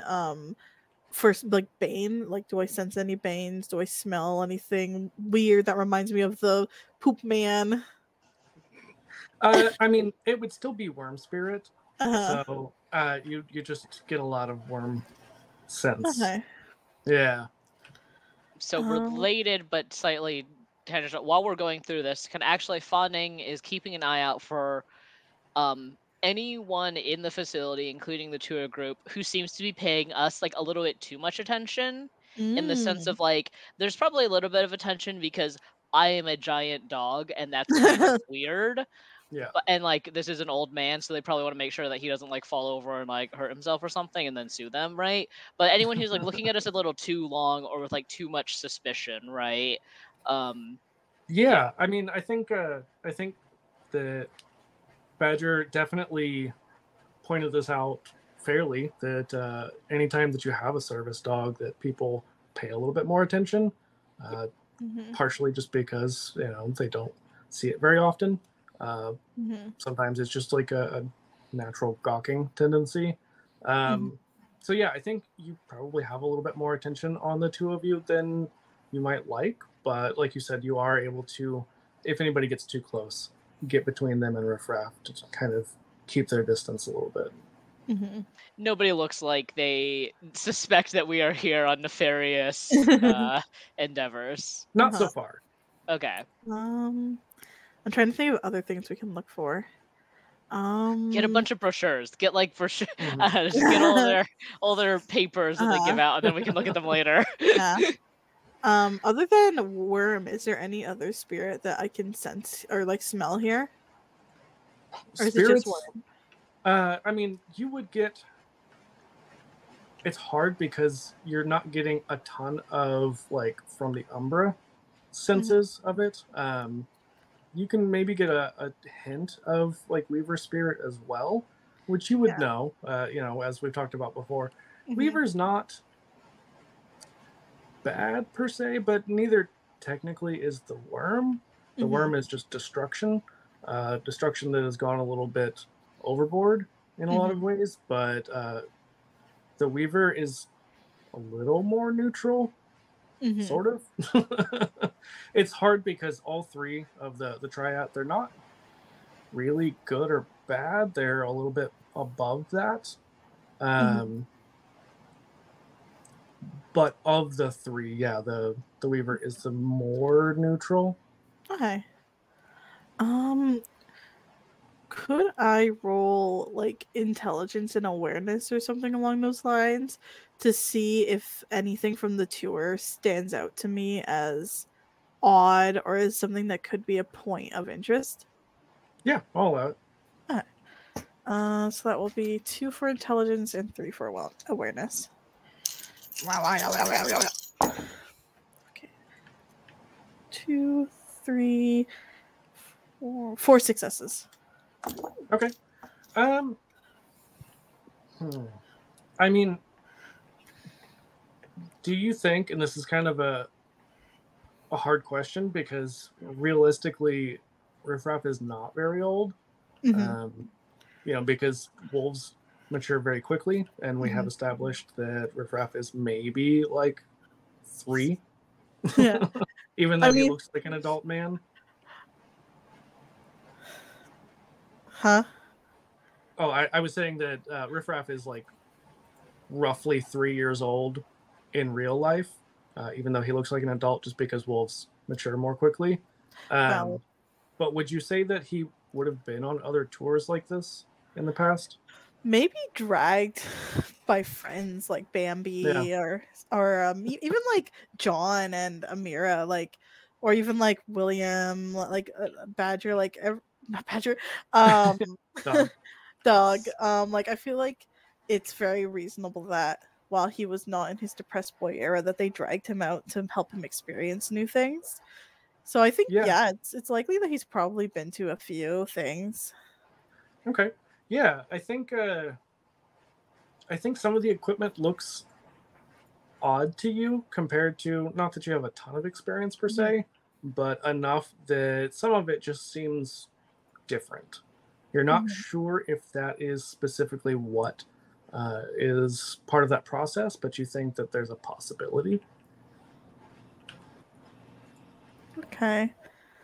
I think like in reaction to that, he'll kind of subtly ask questions about it, like, "Oh, is this like new kind? Is this like a new kind of equipment, or like, like, oh, like I used to like know breweries and things like this when Italy, Back in like my day." Yeah, like kind of just like trying to show interest and like ask questions about this kind of equipment and seeing if their answers are kind of weird. Yeah, they definitely tell you. I'm trying to remember what the word is for it. There's something where it's like, this is our specific thing. It's their own patented machinery. Yeah, basically. That it's like their trade secrets.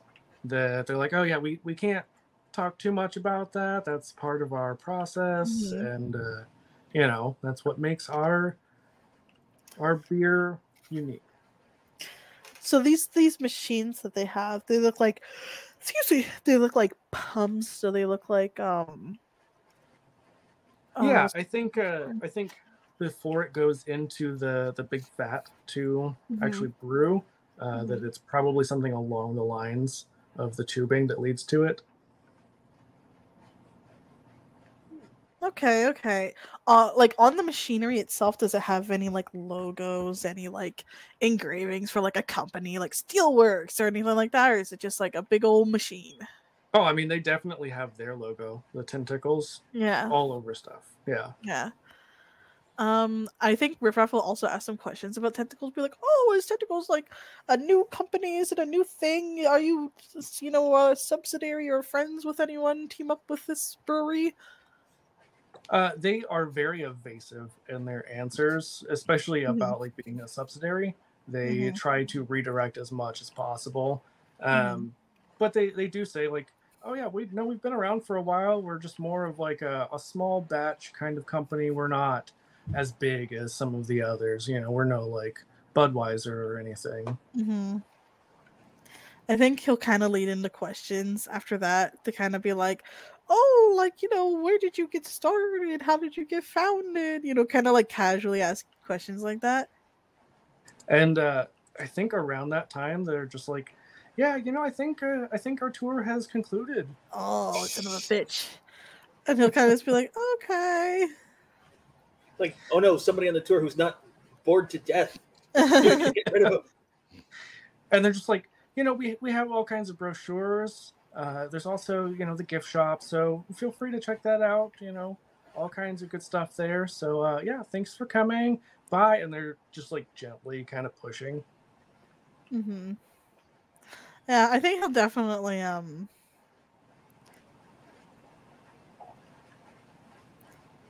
yeah, I think, he'll definitely kind of like, he'll take the hint and he'll definitely start like backing off and It is a very like, subtle hint. and then be like, oh, okay, like, thanks for the tour. Pet my doggy, bye-bye. Are we going through the gift shop? Hell yeah. No. Okay. If there are any, so if you go to like a museum, they always have like stuffed animals in there.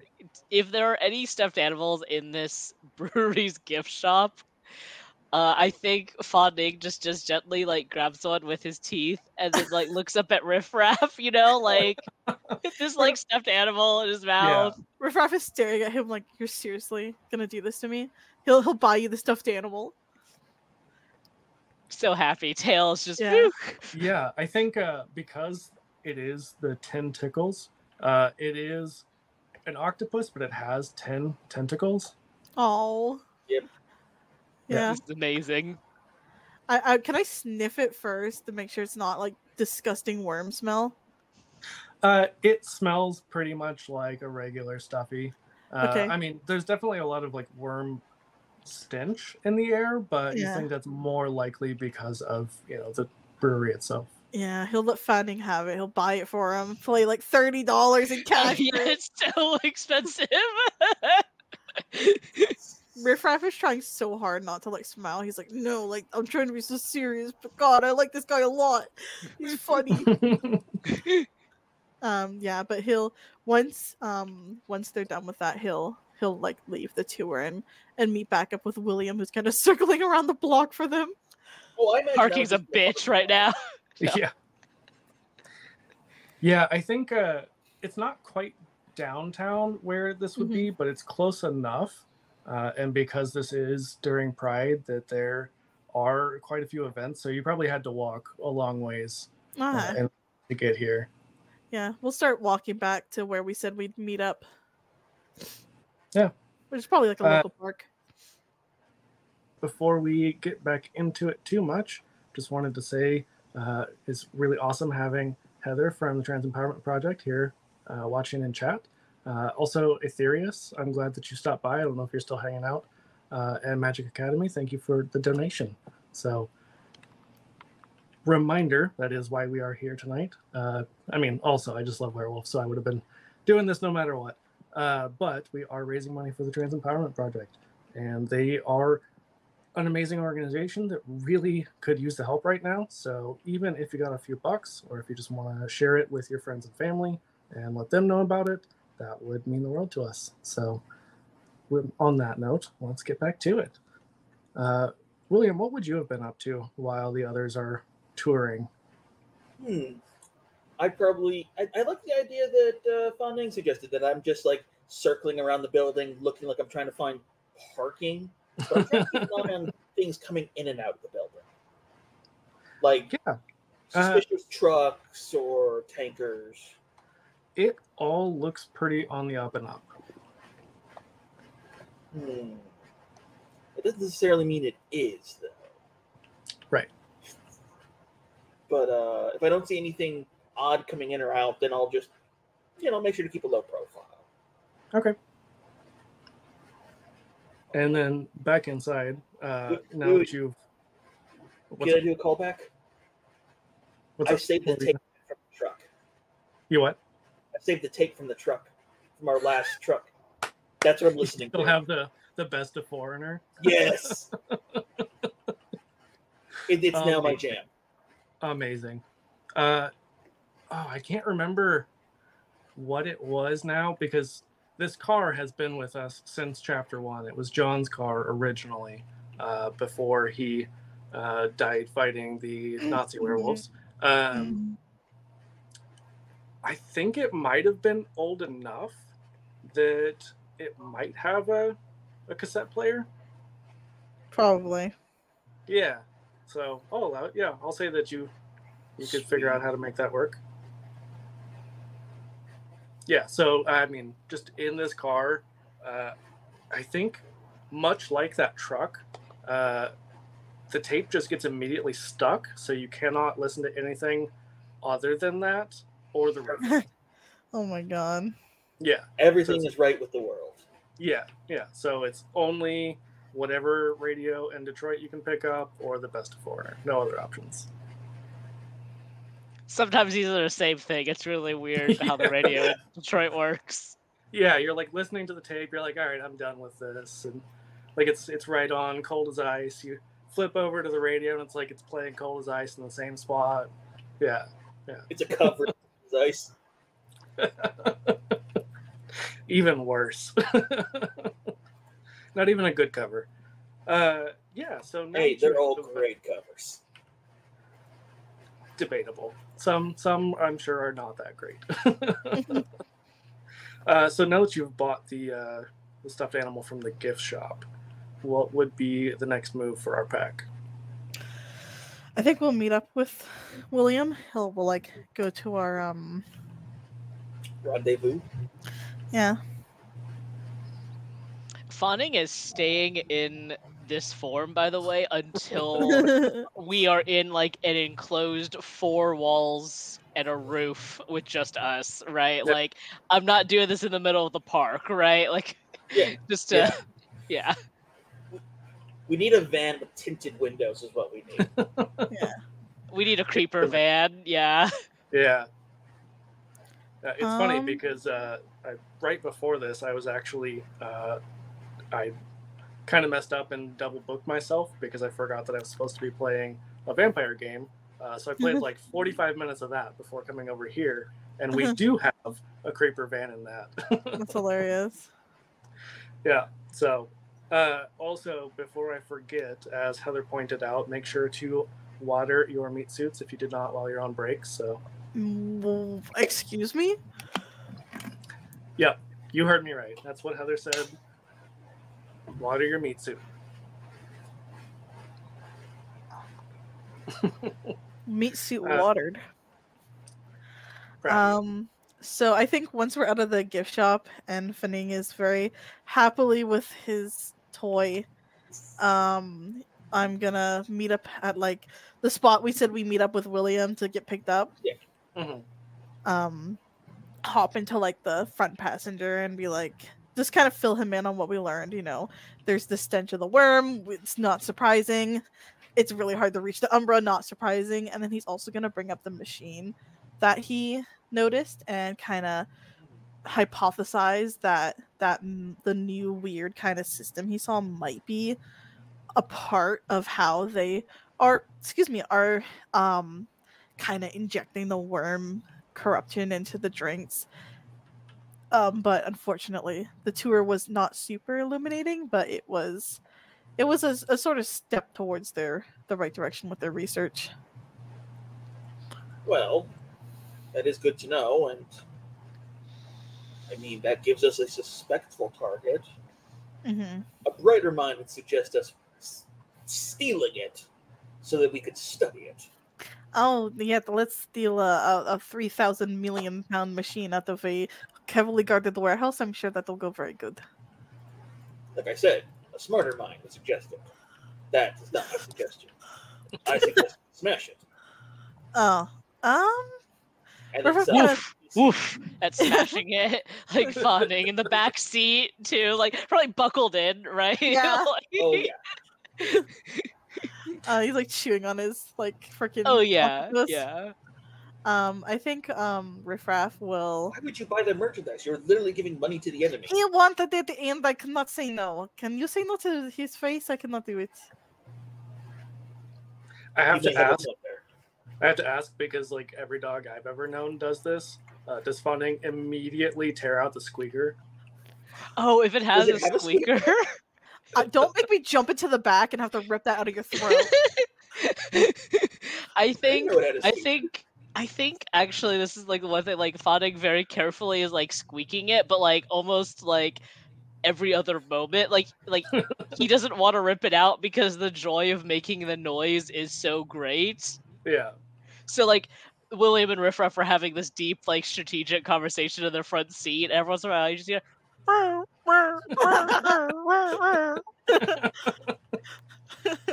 Oh, that's amazing. Yeah, I Um, love that because you have the intelligence of a human that you're able to, recognize like, no, I wanna make this last. Don't worry, Fawning's intelligence and a wolf's intelligence are kind of.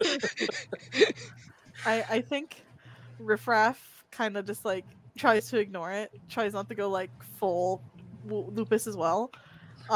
He's gonna sort of like lean back in the chair, thinking, say, "Well, this destroying it is certainly an option. I mean, we can just go fucking smash it, but I think we have to be a little bit more strategic with this, considering that Pentex and King Breweries are definitely expecting an attack.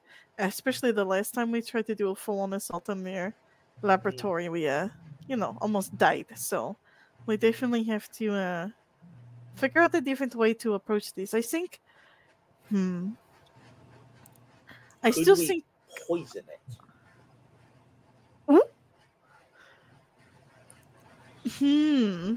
Could we somehow get access to whatever's feeding it? I mean, and that would poison kill. it? That would kill people. But if we could ruin the batch, Hmm. I mean, I'm not saying we suddenly poison it. I'm saying we make it so that they have to flush their systems and can't produce it. I mean, I'm gonna second what Woody said here because it probably will either seriously harm or kill people before they would realize. Yeah. Because it's not like they're going to go through and like they don't have a taste tester necessarily who's gonna get poisoned first, and that's still also a person. Yeah. What if we poison it with something that was not dangerous, like neon? I like where your highlighter head's at, fluid. but also this is a pride drink, and I think by making it neon, you're just gonna make it more. Yeah. attractive. You're just gonna attract the gaze to it more. Like anything shiny. Because my gay brain is like shiny beer. Yes, please. Let's go. Yeah. For real. I'm trying to think of something we could put in it, like sand. I think the what's the word? I think that the strategy I'm liking a little bit more is finding a way to break it without like going in and smashing it, like a little bit more subtle. But the problem is I don't think that we will successfully infiltrate without much danger. I think Yes. I like a little bit more the idea of sabotaging their distribution and Wait. Computers. yeah. Most of these machines need computers to run. And Yes. I remember Dog and Amira were able to connect a computer to Dungeon Raider from inside. Mm-hmm. What if we did that again, but instead have Dungeon Raider just remove all the computer stuff?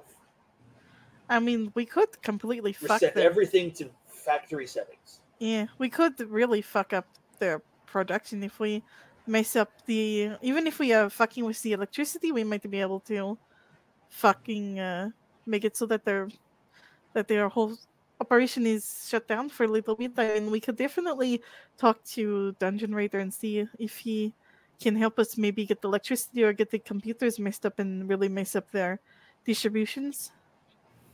We could also see if Dungeon Raider can leak important information onto the dark web. You know? Ooh, I remember Riff-Raff a squirrel got stuck knows in a nothing transformer about once. Huh? What did you say? I remember What? a squirrel got stuck in a transformer once. The transformer blew out, and the whole block lost No, power. we don't want to get the whole city to lose power. I just mean the one place. If we find where its power's coming from, we can attack that.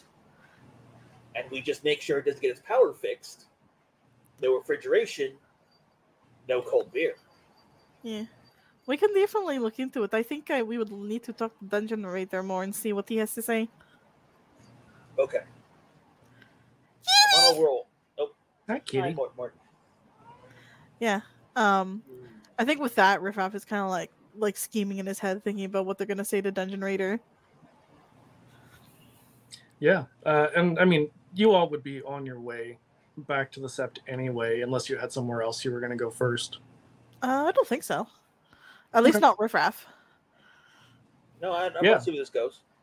Yeah. So Dungeon Raider is like, I mean, we could definitely try to rig something up to overload the power. I mean, I think Riffraff is right. It could knock out at least, maybe not the whole city, but you know, the neighborhood.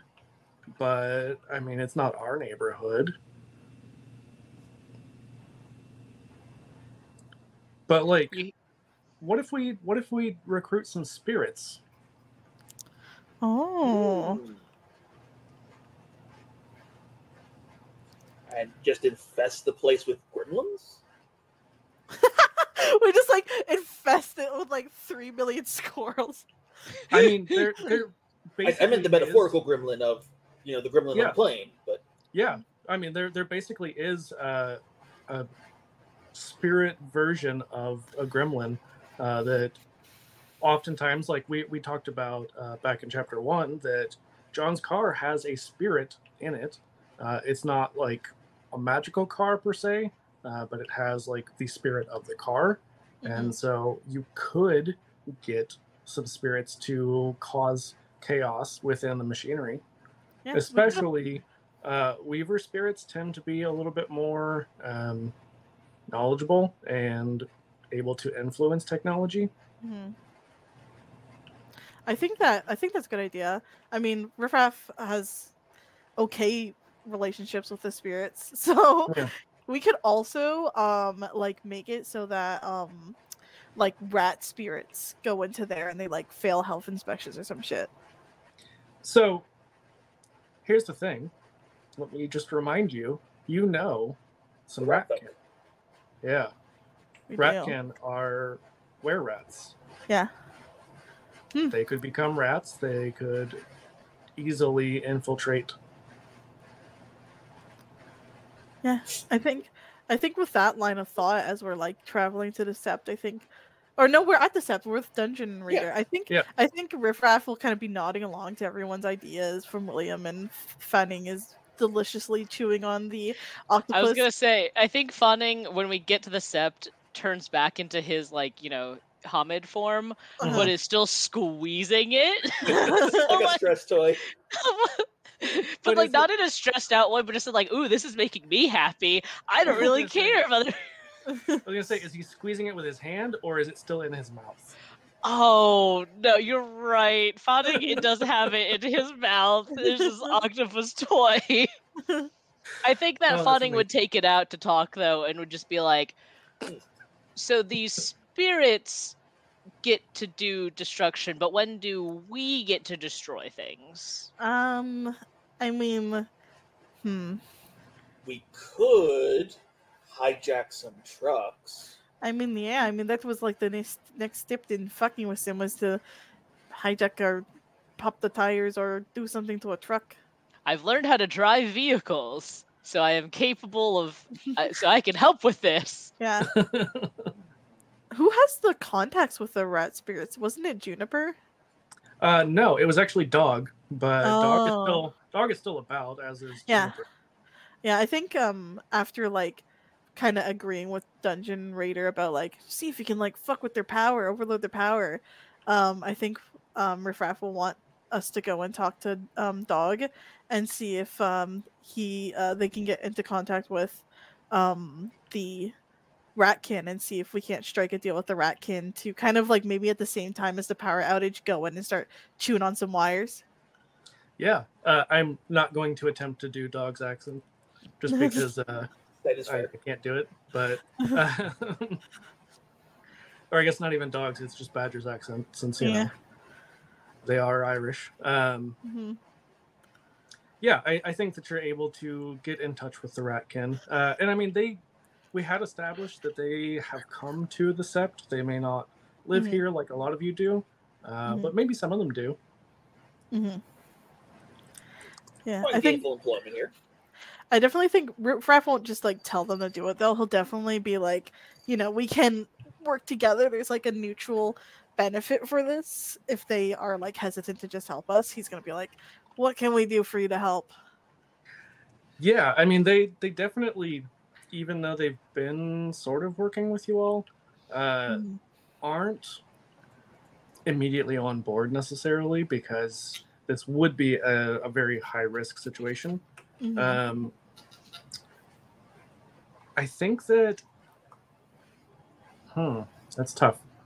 I think guaranteeing them some protection for one. Yeah. Protection in what sense? Like, do they want to be protected while they're doing the mission, or do they just want definitely. in general? Okay. We can cause a diversion. Yeah, I was about to say. We make big distraction somewhere while you guys go in and do your sneaky thing. I was about to say, like, other than the power going out, we can, like, maybe do something that, like, me and Amira did, like, steal a car, like, light a car on fire or something. Like, right outside. I mean, I don't think you ended up setting the car on fire. I think that was the truck. But also, just to remind you, you all do like want to protect and serve Gaia, and like setting cars on fire all the time is probably not helping. We could just like we're a little too incendiary. We could just do like jump on the roof of jump on like the hood of a car and make the alarm go off, like set off all the alarms on like all the cars in the parking lot or something. Riffraff, consider. Yes. What about we break in and steal more of those cute toys, and Fanning's holding it up. Riffraff kind of like rubs his temples. He's gonna roll. He's gonna roll to see if he gives into this. Call it. Do you want odds or evens? Evens. Okay. Odds, he doesn't do what evens he does. It's a 2. Yeah. He kind of like sighs and he goes, okay, we will break into the gift shop, steal more things, and then go and set off a bunch of car alarms. Squeak, car squeak, alarms squeak. could work. I don't know where the stealing the gifts would come in. Just taking more things from them. We'll donate them to the shelter for the kids. Yeah. What if we brought to the plague? kids? What if we brought a plague? A what? A plague. A plague? Yes. Like the make everyone sick? Well, if we got an exceptionally large collection of fleas and we infest their toys with it, we could then do another campaign. You're going to make the children have the bubonic plague. Also, I think as soon as you say the word plague, the ratkin who you are currently sort of parlaying with, who we're gonna say her name is Scrim, is just like, whoa, hold on. Just because we're ratkin doesn't mean that we're plague carriers. That's a harmful, no, I was talking about dogs. Stereotype. They don't shower. Yeah, no, I mean we're very clean people. Absolutely. Okay. Yeah, I'm not about this plague stuff. Also, doesn't that hurt people? Wouldn't that like kill regular people? You're right. The effects would take too long. Yes, listen. We have to think smaller. Also, and the killing. Yes, we have to think less killing innocent people and more just fucking over Pentex. So I think only killing Pentex employees. No, because some of the employees are innocent. Only killing guilty Pentex employees. Yeah, only killing guilty Pentex employees. So I think what can happen is, while we could split up, William and some can go and come with us as well, or we could split up during the plan of the car alarms and this thing. I think it might be better for all of us to stay together, though. I agree. Plus, I like the set of car alarms. Okay. My gun can do that if I get too close. William just shoots through one window and it goes through like a line of cars and sets all their alarms off. It's that scene from Tremors 2 where Bert fires at the one heat seeker and it just goes through 2 walls and a truck. Yeah. Oh yeah, you would be the Bert. Yeah. Yeah. I think like the next step in the plan will be like getting Dungeon Raider and the Ratkin and like us all together. So that we can all like discuss like a day, like a D-Day for this. Amazing. I think Dungeon Raider is just like, I mean, I'm gonna stay here, but like if you need someone to go with you, I'm sure we can figure that out. Mm-hmm. Not really a like outdoor kind of person. You're missing out. Nature's great. No, I like Absolutely. indoors. It's where the games are. You can play games outside. There's fetch and frisbee and ring toss and tag. You know, Not to mention going to the range. yeah, I can do all that stuff in WoW. Like I'm good. Totally good. What is WoW? I've lost many a good friend to that. They immediately are just like rambling on about every single bit of lore that they can, and it probably is very confusing. Fawning sitting here just like... To sum it up, it's where good men go to die. Over and over and over again. So you come back to life after you die. Interesting. Yeah, I'll show you sometime. Only without a life.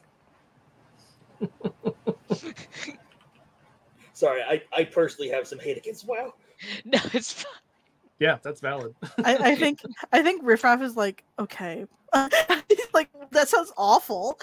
And I think he's going to I think after like kind of discussing like a day that they're gonna kind of be like 3, 2, 1, lights off, let's go. He'll like discuss a time and like get everyone on board with all the little like logistics of the plan.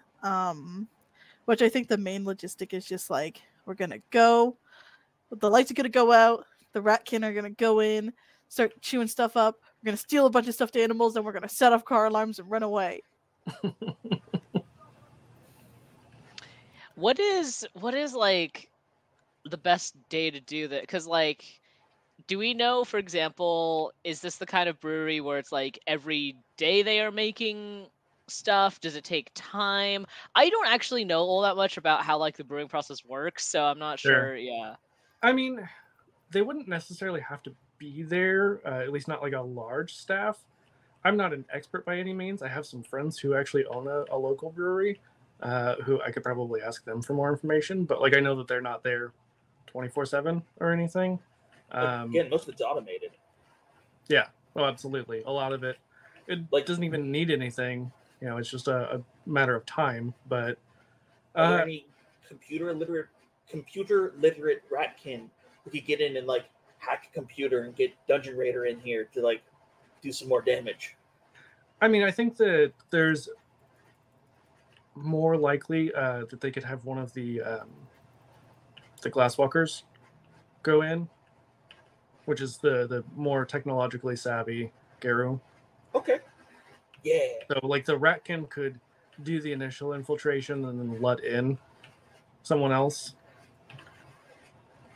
Let in the rest of us fools to go break things. Yeah. Exactly. Yeah, I think that's a good plan. So phase 1, Ratkin, or is it power then Ratkin? It's all at the same time. Okay. Oh wait, Ratkin. How are we going to hack the powers down? It's a good question. They might have a backup generator, but I mean, almost guaranteed for something like that. So take out main power, Ratkin, go in, hack, steal things. We throw a bunch of stuff at the wall. Eventually, something will stick. That's pretty accurate. Yeah, so I think while you're in this planning stage, which I assume it's going to take at least a couple of days. You Absolutely. meet the Glasswalker who's going to go in, and their name is Sage Steelpelt. Everyone has cool names. Right? I mean, you're literally riffraff. So. I'm literally riffraff. Also, I cannot believe how long it took me to realize that it was a Rocky Horror Picture Show reference. I cannot believe it took you that long to realize it was a Rocky I Horror know, Picture Show I know. reference. In my defense, I still thought that I was a straight man at that point. So, like, you know, We all are wrong hilarious. sometimes. It's okay. exactly. Yeah, so Sage is just very much on board, and they let you know, like, you know, I think I can do this. I think, you know, with the backup generators, we'll be able to manage. You know, we'll be able to still hack into the system, and so they basically get. I guess the Sept would probably have some vehicles of its own. I would imagine. So yeah, they wheel their chair into the van that they've got, along with the Ratkin, and everyone loads up to go. Last minute things before we all go. Once we are all done with our tasks, where are we meeting up again? We shouldn't come right back to the Sept. We should go somewhere else first. Let's meet at a park somewhere. I'm trying to think of a specific location in Detroit, but like once you go outside the loop, I'm clueless. I mean, there is the cairn that Riffraff you had gone to in Chapter 1 and a couple times since then, that is sort of becoming a park. That's a possibility. You could also potentially go to like the Thorn, which is the Kindred Club. You could potentially go to like Ma's place. Going to the Vampire Club sounds really funny. I mean, you do have an alliance with them. It's not a strong one, but I think Riffraff. I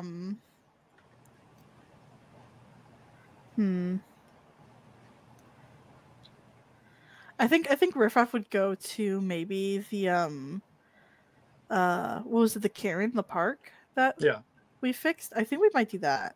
Yeah. Yeah, I think that's the best bet. Because it's a place we're familiar with. Yeah.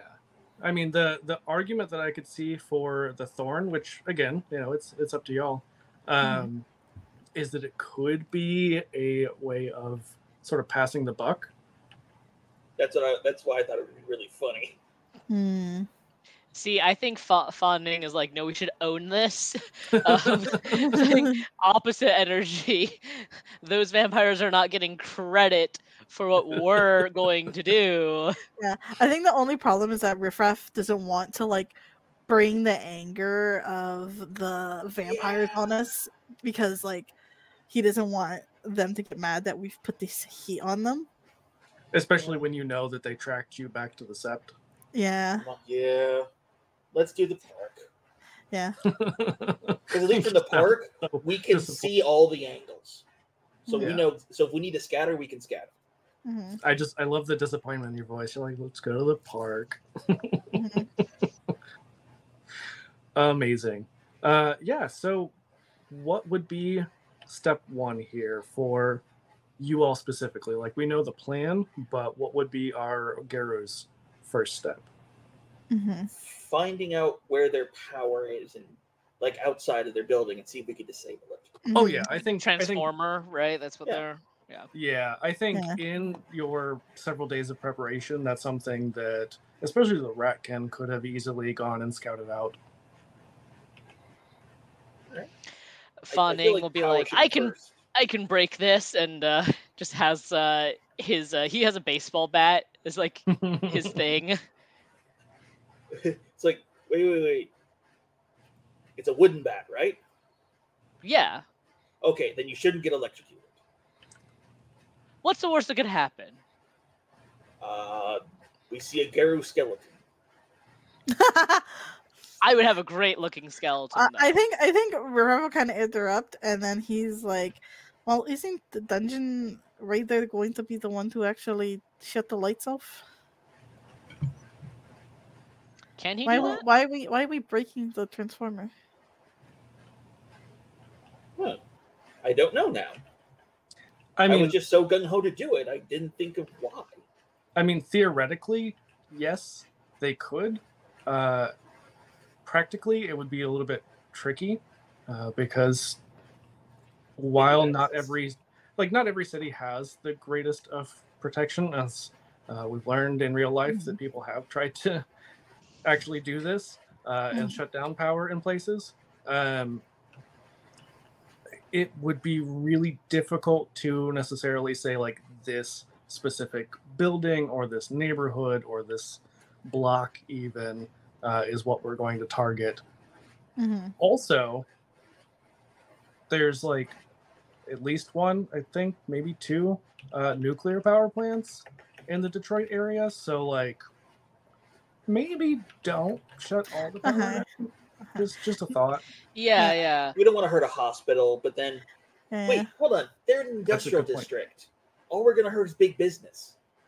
Not necessarily, because like if we're talking about the actual brewing, that's usually done in more of like a downtown kind of area or like where other businesses are, but there's usually still homes close enough. Apartments, like the really expensive, bougie downtown stuff. Exactly. Although, you know, like some rich people dying is not the worst thing in the world. Other quick clarification thing while I'm like trying to think about all this stuff too. I'm assuming we're doing this at night because there'll be the fewest people there. Can I make sure to howl at the moon before we do this? I want that extra rage. Yeah, I mean, you definitely can. You all typically will have 2 rage, like at most times, unless you know, something has affected it. But you definitely can.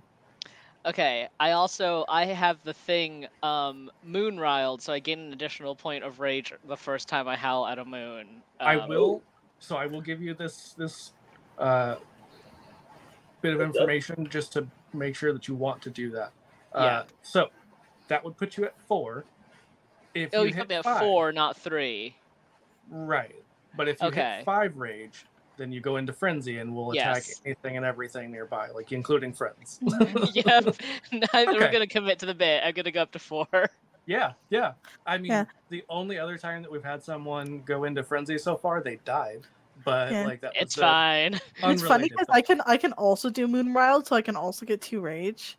Yeah. For tonight, I can do the opposite. If you're out of rage, I can give you one. I don't have the rage lowering people. You know, it'd be kind of funny if we all howl at the moon and just like start ripping apart the transformer. Yeah, I can see that happening. Yeah, Fawning is juiced up basically. Yeah. The roid rage without the roid. Yeah. Amazing. Let's fuck up this transformer. Yeah. You know what? I'm gonna say give me probably I'm gonna say strength and athletics. Because I imagine you're gonna be like trying to use my baseball bat, which would be melee. I mean, are you using it while you're holding it? Well, yeah, because I'm still in like Hamid form. Right.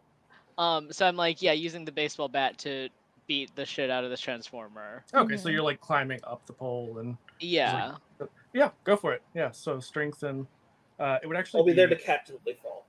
Yeah, it would actually be brawl. Melee would be. Okay, I can do brawl too. So strength plus brawl. Yep. Okay, hold on. Let me roll my 4 rage dice first. Well, so the way it works is it actually replaces. It replaces it. So yeah. How many die do you have for your dice? So I have 4 strength and 4 brawl, which is 8 total. Holy shit! Yeah, that's what I was trying to argue. It's like I'm really good at these things. Yeah, no, that's fair. And of these, 4 of them are rage die. Yeah, so keep in Okay. mind something that hasn't really come up, and I don't know if you're aware, but for Werewolf, ones and twos, if you get two of either or, a combination, that is a crit fail. In this case, because you're trying to cause damage, it's actually not a bad thing. Yeah. Other than it could like hurt other things and people, but like just keep that in mind. With 4 rage dice, the odds Yeah. are a lot higher. Okay. Okay, so I didn't roll any ones or twos. That's Okay. already 3 successes, and then I have to roll again because I don't have that many d10s. And that's 2 additional successes. Okay. So that's 5, right? Yeah, 5. Yeah. Yeah. So with 5 successes, you climb up, and you are just wailing on this thing. And like we said, it's a wooden bat, so it's not like you're going to get electrocuted in the process. Yeah, I mean, there's still a risk, but like, as long as you're smart about it. Yeah. So there's a risk for. Yeah. Yeah. I think that you are able to get it to the point where like it looks like it's not going to take much more to just ruin it completely. And I will leave it up to you if you still want to be like on the pole when you cause it to blow, or if you want to be smart about it. Is anyone telling Fawning to get off this pole? I would be. Okay. So as he's he's like, don't waving his arms. Squirrel! what was that? Don't be the squirrel! Oh, okay, hold on. Climbing back down. It's like, where's the squirrel? You saved it. Oh, okay. Is that a good thing? In this case, it is. Now, quick, we have more chaos to ensue. I mean, you still need to give it that last little nudge in order to get it to actually blow. I would say you rolled pretty well. I won't make you roll again if you wanted to just like Kick the pole. maybe even transform and like try to tackle the pole. Or if you have anything else in mind, like I mean, I'm open to suggestions. I was like, it's either gonna be that, or I think that Fawning might just throw the baseball bat. I was thinking that too. I was like, the less intelligent move of I'm gonna throw my baseball bat at the transformer. Perfect. Yeah. Okay. You are able to throw it. Just give me a single D10 roll, please. I'm gonna say if it's a 6 or above, it comes like back in your general direction. Otherwise, it goes off somewhere else. I have no idea where this baseball bat went. I rolled a 2.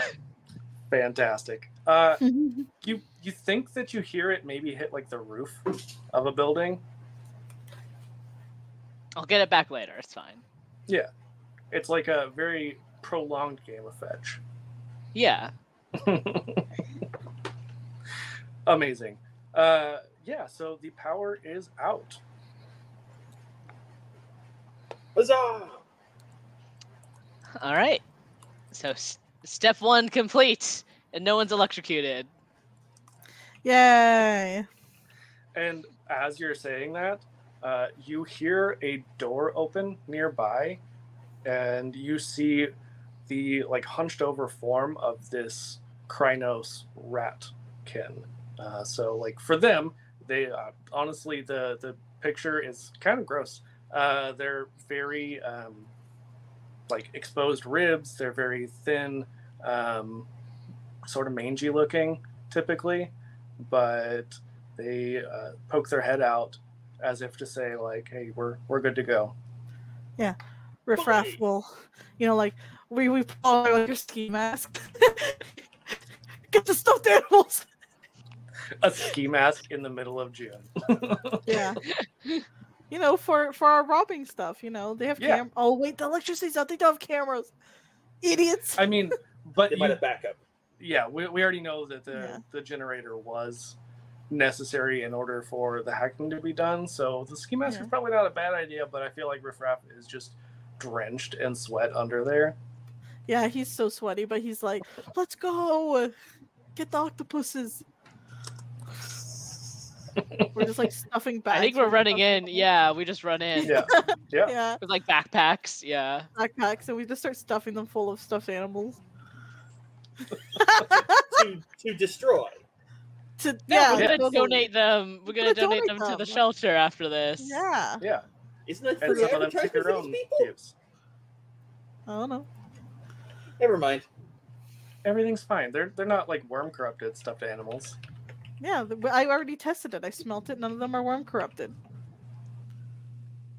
Eric, don't give me that look. I mean, the kind of fucked up thing about like old World of Darkness is they definitely did have stuff that targeted specifically children to corrupt them. So like old World of Darkness is pretty edgy to be edgy and not great in a lot of ways. Fine, we'll donate them to the animal shelter. No, that's worse. I like animals more than I like kids. Papa bless. Clip that. Clip it. Clip it, chat. Clip that, chat. Oh no. The quote of the episode. Yeah. Amazing. Chat, clip that. So, yeah, you all are able to stuff multiple bags, I'm assuming, full of these octopus stuffed animals. Are you stealing anything else while you're at it? How much access do we have to the building? As far as you know, it's pretty open. Can we get to the machine? Oh, definitely. I would like to go to the machine and see what's there. I mean, it's a brewery, so if you're talking about like the actual brewing, the suspicious machine that Riff Raff told us about. Yeah, so that is just part of the brewing process. Essentially, before it goes into like the big vat to actually brew, that it seems like maybe something in the piping to get there is what could be causing the worm corruption. And is there any power? It does seem like there is a backup generator. Like the power is not fully on, but it's kind of that like when you're in the emergency power. Yeah, there's like not floodlights, but like the emergency lights. So it's pretty dark still, but you can still hear the hum of machinery.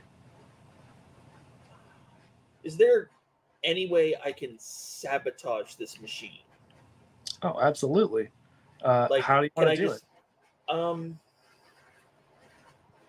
Can I overfill it with everything?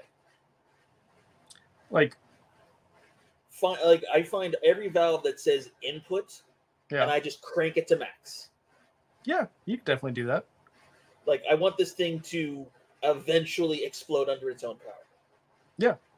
I mean, if you're cranking it to max, it takes several minutes, and I don't know how long William would linger in the area, but you can definitely tell it is filling up as you are cranking these, and as you are still kind of finishing that, you can hear the metal start to like creak and groan, and it's not like it's about to blow immediately, but you can tell it will not take long before it does.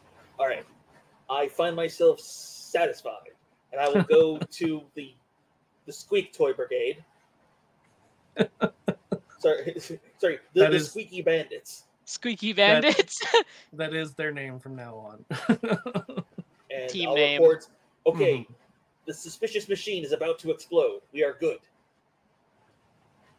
This is halfway through. I think Fawning, between stuffing bags full of these like stuffed animals, I imagine this gift shop, because many gift shops do have those overpriced, fragile, sort of like collectible sort of things, and just like knocking them off shelves, just doop doop doop, and crash glass going everywhere, right? Just Oh, you broke something. Yeah, Are you yeah, sure exactly. you're a dog and not a cat? You know, It's the same visceral urge. Yeah, yeah. Amazing. So funding is just smashing the shit out of the gift shop. I feel like definitely some of the Ratkin are helping because at this point, they've done what they can. You know that basically at the same time that you all were going in, Steel Pelt is wheeling their chair in and they are getting connected to everything. Thankfully, the computer systems are not right next to the brewing equipment necessarily, but they're still going to be potentially at risk if they're still working whenever things go off, just because the offices wouldn't be too horribly far from there. So we know they're ADA compliant, at least in this building. Of all their crimes, at least they're ADA compliant. I mean, you almost have to be in this day and age in order to... You would hope so. You would really hope so. Yeah. It's one of the not evil things that they do. The facade of goodness in a realm of evil. I mean, again, like, they own AquaClear and claim that they're cleaning the waterways, and they are not. In fact, they are polluting the waterways with nuclear waste. So, yeah, it's a good time. We love it. We love to see it. Yeah, so what is the plan from here as the Ratkin are helping to destroy, and you see that a couple of them are also, like, getting into the cash registers and taking the money out of there. Yeah, I think once we're done our little, like, crime, and, like, William's like, I'm gonna blow up the machine! Reviv's like, oh fuck, we gotta go. Oh my god, I just realized, because this is, during Pride, you all are being gay and doing crimes. We are. Hey! Riffraff is bi-curious and doing crimes. Larceny, destruction of public property. Yeah, and I think like Riffraff's gonna kind of be like, okay, we have to wrap it up because I don't want to blow up. Bully. Yeah. Are we all here?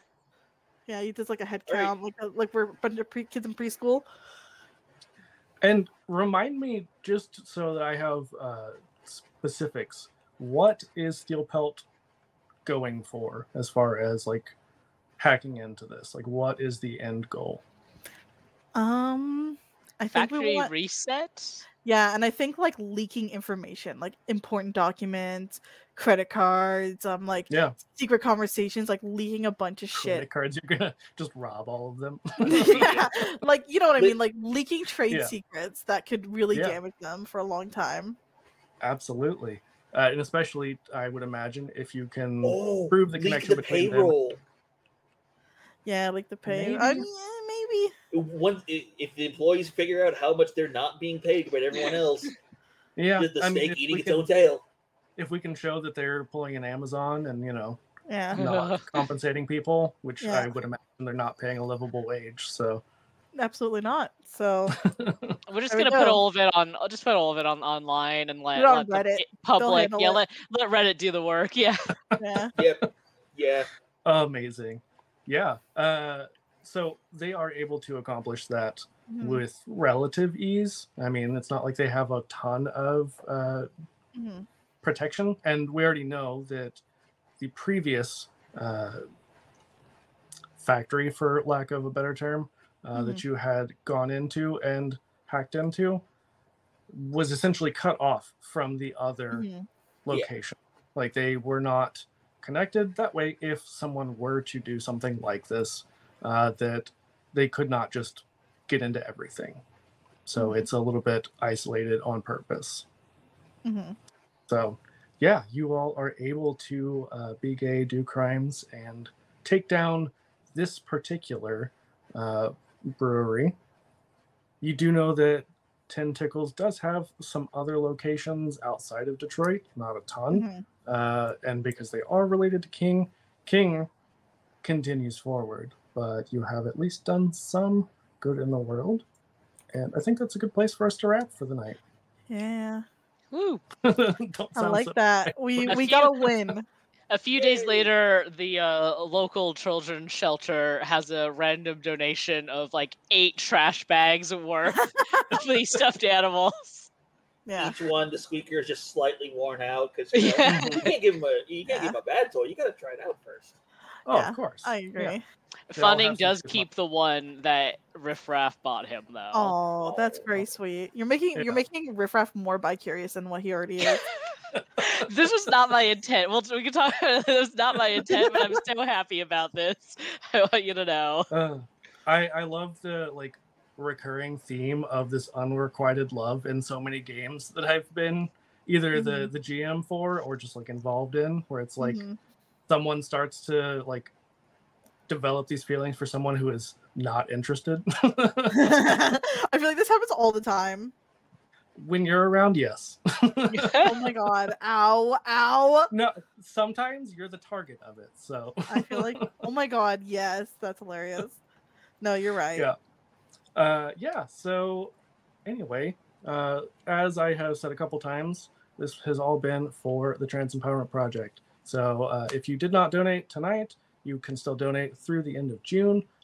If you don't donate to us, you are able to donate. There's a lot of other people who are raising money as well. But they're a fantastic organization. We have a lot of love for them, and they are in very desperate need for funding. So please help out, share the link, do whatever you can. Bye-bye. Woo! Bye. Yay, we can all say the dirty words now. Oh, I mean, you could anyway. That's good.